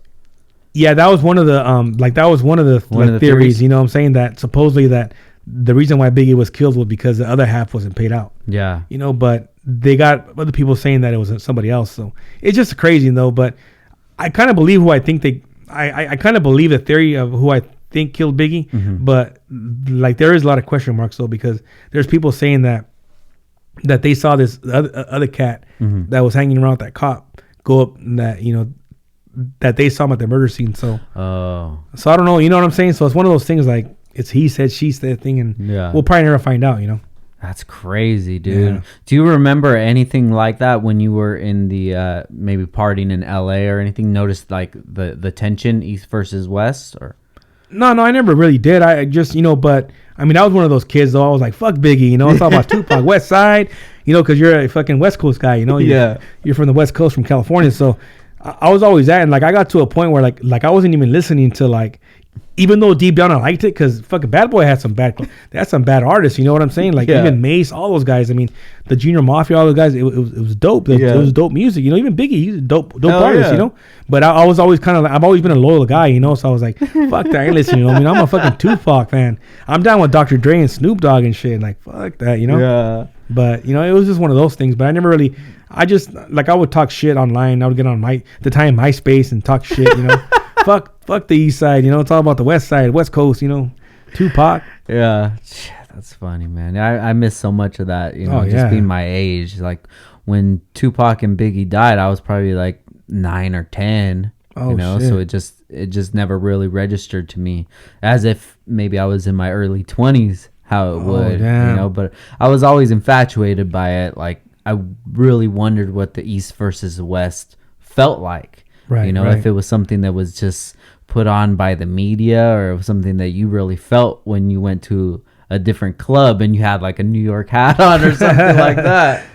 Yeah, man. I mean, it was pretty dangerous for those artists, man, back in the days. I mean, I bet when you see all those documentaries, like you could hear these people like they used to be scared to fucking come to LA, or even like the LA artists. Well, even like if you look at the like murder rap, the documentary, there was a time where because a lot of shit happened, bro, that wasn't reported, but like even like the Dog Pound at the time, they were shooting that fucking New York fucking video shoot in New York, you know? Yeah. And I guess fucking Biggie had gotten on the radio and said, I guess he got it like on the Power 105 over there. Yeah. With Angie Martinez. He got on the radio over there and he was like, I can't believe you, he actually got on the air and he was like, I can't believe you guys are letting these guys out here disrespect your city. And I guess someone ended up shooting up the video shoot. Oh, wow. Where the Dog Pound and all that was at. Cause they interviewed Snoop Dogg and on the Dog Pound. And I guess they were in some trailer and fucking bullets just started coming in and shit. There was people shooting at him. Whoa. And it was because of Biggie. Because Biggie got on the radio and said, I can't believe you guys are letting these fucking fools disrespect. They're right here in New York. They're videotaping. Because I guess they had like, if you see that fucking New York video shoot, I guess they have Corrupt and Daz like knocking over the buildings and shit. Uh-huh. Yeah, so that's what they got pissed off. And there's people shooting at the thing. So that's why I think the Biggie thing is kind of crazy because like a lot of people were thinking that it was maybe the Dog Pound had something to do with it too because because they had gotten shot at in New York, so it was a bunch of drama. So there was fingers pointing everywhere, you know. Yeah, you never know because all those guys had hitters with them. Oh yeah, definitely. All it would have to take is just one of them to just have the opportunity, because even if they get arrested and go to jail, whatever, they're the one that was down. Yep, hell yeah, Yep, definitely. Fucking crazy, man. Such a good era. Oh yeah, great era, man. Fucking the best era of music. All we have now is the 6ix9ine drama. Ah shit, yeah, man. That's crazy. It. I don't know what's going to happen to him. Since you're listening to podcasts, they have Angie Martinez. Right. She did a podcast of the story of 6ix9ine. It's still going right now. It's on like episode 7. It's called The Infamous. Oh, I got to check it out. You got to check it out, dude. So it starts from the beginning of the story of who he is, and it just goes down the whole line, and it paints the whole picture of what was happening, what was going on at that time. And I'm just like, fuck, dude, that shit was crazy, man. Because I was in it, watching it all happen on social media, but it wasn't really setting in my mind like what these guys were actually doing. Like that fool was putting in, well, not him, but like his people were putting in some real work. Like they were part of a real ass gang. Like a real ass gang. And what's crazy? Like I tripped out, man, that he was actually like, because I never heard of a Mexican claiming Bloods. You know what I'm saying? So that to me was crazy and shit. But that was, he's from New York and shit. But but his music's pretty dope though, man. Like, I don't know, his character wise, whatever. But like his music, I actually, if you ask me about the kind of new music, I was listening to him for a while. You know what I'm saying? Like I was like, you guys pretty dope, man. Yeah. He's got a future and shit. No, I fucked with him heavy, dude. And I'll still listen to his music this day because I don't look to any artist as like an idol of how I should live my life and the values that I should have. I don't give a fuck what any of them do.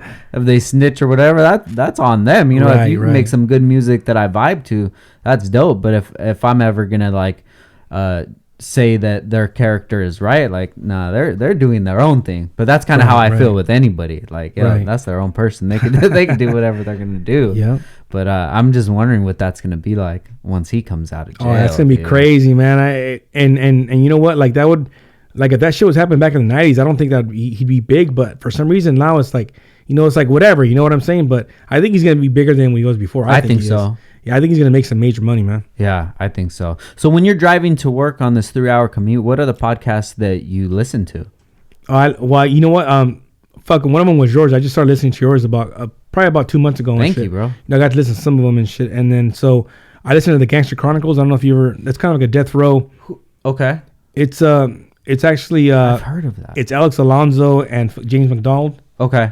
And because they're all, James McDonald is part of death row, but it was also some other guy, but he's locked up right now. His name's Reggie Wright. He was the head of security for death row. There you go. Yeah. Reggie I have Wright. heard of that. Yeah, so he's locked up right now. He got busted on like some kind of drug charge and shit. So he's doing time, but fucking they talk about that. Like I said, I'm a West Coast guy, so they talk about everything to do with like the West Coast and shit. Yeah. Like all the death row stories, all the fucking crazy stories, and they're actually getting like on all the gang stuff. Like I said, I'm kind of like, I don't condone, illegal shit, whatever. But I'm kind of like, I like watching the mafia movies. Oh hell yeah, shit, it's good entertainment. So that to me is like they're telling the story of like everything that's been going on. So I like watching that shit, the Gangster Chronicles, and I like to tell you the truth, like I don't really listen to to the For Lokoz stuff. Mm-hmm. I actually should, just so I could see how it sounds and shit. But I just don't. After I do it, I just forget about it. I don't want to hear it no more. Like.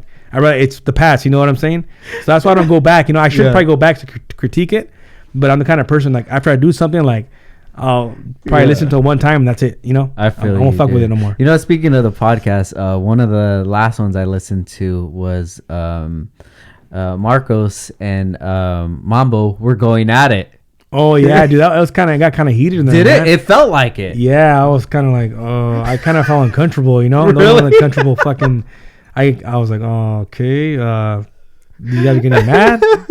No, because in your podcast, I mean, it's cool to be real and shit. But I was kind of like, damn, you guys are getting all pissed off for no reason. So I mean, I felt uncomfortable, bro. It made me feel uncomfortable. I felt uncomfortable listening. I'm like, damn, I wonder what it's gonna be like after the podcast. Because I can't do that. Like. I'm too sensitive of a person to be able to have that exchange and then afterwards be like, oh, what's up, dog? It's all good. It's just I wish I could be. Right, my wife is like that, bro. I can talk so much shit to her, tell her she looks like this or whatever, and she'll just fucking whatever. But she says one thing about me, I'm like, well, why you gotta say that? So when I was listening to that, I was like, fuck, they're really going at it. Fuck, you know what's crazy too? That what are you saying about that now? Like I remember that after the show was over, fucking Marco just left. He didn't even say bye to anybody. So really? Like fuck. But then the week after he came, like nothing ever happened, and I was like, oh shit, okay. Yeah. But I thought like somebody got mad or somebody's feelings got hurt. But that's the way it sounded like. Yeah. I mean, if you can come back and just be like, oh whatever, it's all good. That's the best thing to do. But even that's hard. I'm working on myself, bro. That shit's fucking hard for me. I want to get him on the podcast because one thing that he said on the last one was that he is very insecure. Insecure about rejection. Right. You listen to that dude, you're like, he doesn't sound insecure about anything. He sounds like secure about everything. Right, but you know what? Like what happens though? Like I mean, because I got a big ego, bro. I've always had a fucking big ego. Yeah. And everybody tells me like, oh, you're conceited and shit. But I always tell them like, you know what? I'm fucking convinced. I'm not conceited, But sometimes you gotta have that attitude though, bro. Yeah. You gotta go in thinking. I mean, even though you'll probably lose, but you gotta go in with the attitude like I'm gonna win. Gotta be confident and shit. Definitely. And like that's the way I've always been. But I think the thing with Marco is like when he's got a big ego, and it sucks because I'm like that too. Like when your ego gets damaged, bro, it's a big fucking. Yeah. Some people, it breaks people down. I mean, it's broke me down before, bro. Yeah. Like I've had a big ego before, and there's been someone that cheated on me and shit. Like that shit I mean, I don't know if it happened to you, but that shit fucking destroys you, bro. Yeah. It brings you. It's crazy how a female could just break you down. You know what I'm saying? By you getting cheated on, you thinking like, fuck, she chose some other motherfucker that's better than me. Yeah. That like he probably satisfies her better than me. Yeah. And that to me is like the ultimate like. And that's betrayal. your biggest fear, isn't it? Oh yeah, hell yeah. What did you say? That was my biggest fear, man. That I fucking die and then, she's fucking hooking up with somebody else and shit. That's, you can hear her screaming from heaven. Oh yeah, exactly. Oh, that's the fucking worst, man. Oh shit. I think that's a lot of guys' fears though, man. Like you know what I'm saying? Like who the fuck wants to know that? Like your lady's gonna be in your room with somebody else, Yeah. You know what I'm saying? So I mean, but you know what? Like what I learned though is like fuck, not everybody else, like not everybody's perfect and shit, and like that shit happens to people all the time though, man. I sometimes like I hear of different situations that happen to people, and you're like, fuck, man, I'm glad that shit didn't happen to me. I mean, it happened to that person. It can happen to anybody. So that shit, like it is one of my biggest fears. But if it happens, it happens, and I'm gonna have to fucking deal with it. You know what I'm saying? So I mean, I got to deal with like my mom and dad dying. So yeah. I mean, I've had to deal with some real shit. You know what I'm saying? Yeah. So I think if I survive that, I mean, you can survive pretty much anything, bro. Yeah. No, definitely, dude. And I think that ego is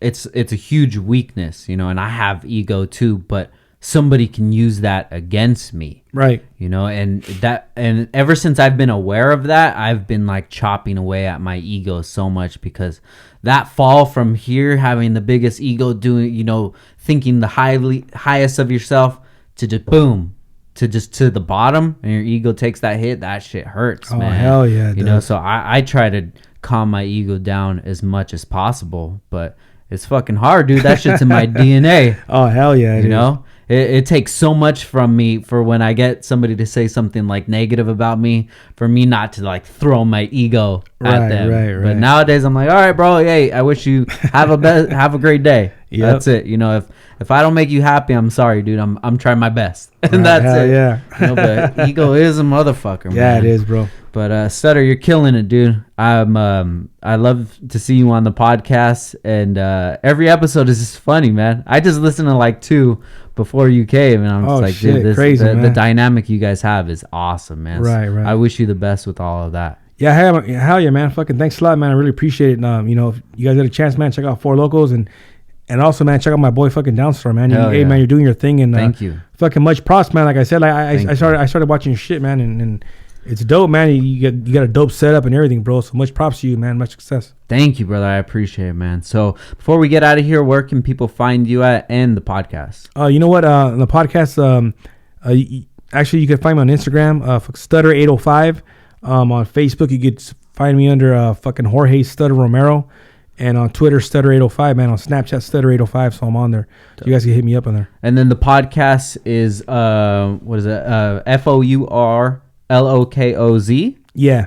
Okay. You can check that out on iTunes, Spotify, and SoundCloud, man. You guys check us out. And, you know, if you want to check it out on Wednesday nights, we go live on Facebook, so you can check that shit out. What is today? Tuesday. So you guys are going to do it tomorrow? Yeah, we'll be doing it tomorrow, man. We'll be doing episode 21. So we kind of do like a pre-recording and stuff. You can check us out on Facebook. Yeah. And if not, you know, like I said, you can check us out on iTunes, Spotify, or SoundCloud, man. Dude, I want to come by one day and see a live recording, bro, just so I can get the feeling. Oh, hell yeah, man. anytime you want to come by, bro. Dude. Anytime you want to come by. Sutter, thank you, man. I really appreciate your time. Everybody, thank you for listening. Once again, big shout out to our sponsor, Heel Toe Automotive. Super sick, dude. I've been doing this for 150. This is 153. Oh shit! Congratulations, and I said, man. thank you, bro. I said once I get to 150, then I'm gonna add a sponsor. And then, dude, everything just started working out. My boy Marcus from Heel Toe Automotive, they sell car parts online. But the thing is, like, right now, people will just set up an account and they'll just sell the parts for whatever they could get it for. But when you have somebody who's been in the game for like so long, you know, since 2002, it makes you feel a lot more comfortable to give somebody your money that's been part of the community, you know. That's why it's dope to work with them. So make sure you guys check them out, heeltoeauto.com, or on Instagram at Heel Toe Automotive. Big shout out to them. Shout out to you, Sutter. Thank you for being here, man. I know you got 4 little girls, and your time is extremely valuable, and I appreciate you sharing me your time. Hey, thanks a lot, bro. Fuck much props and success to you, man. Success to you, bro. Thank you, brother. I appreciate it. And much sex, too. I want that. Oh, hell yeah. Wish me sex. that, too. Oh, hell yeah. Guys, once again, this is Downtime with Downstar, episode 153, and we out. Peace.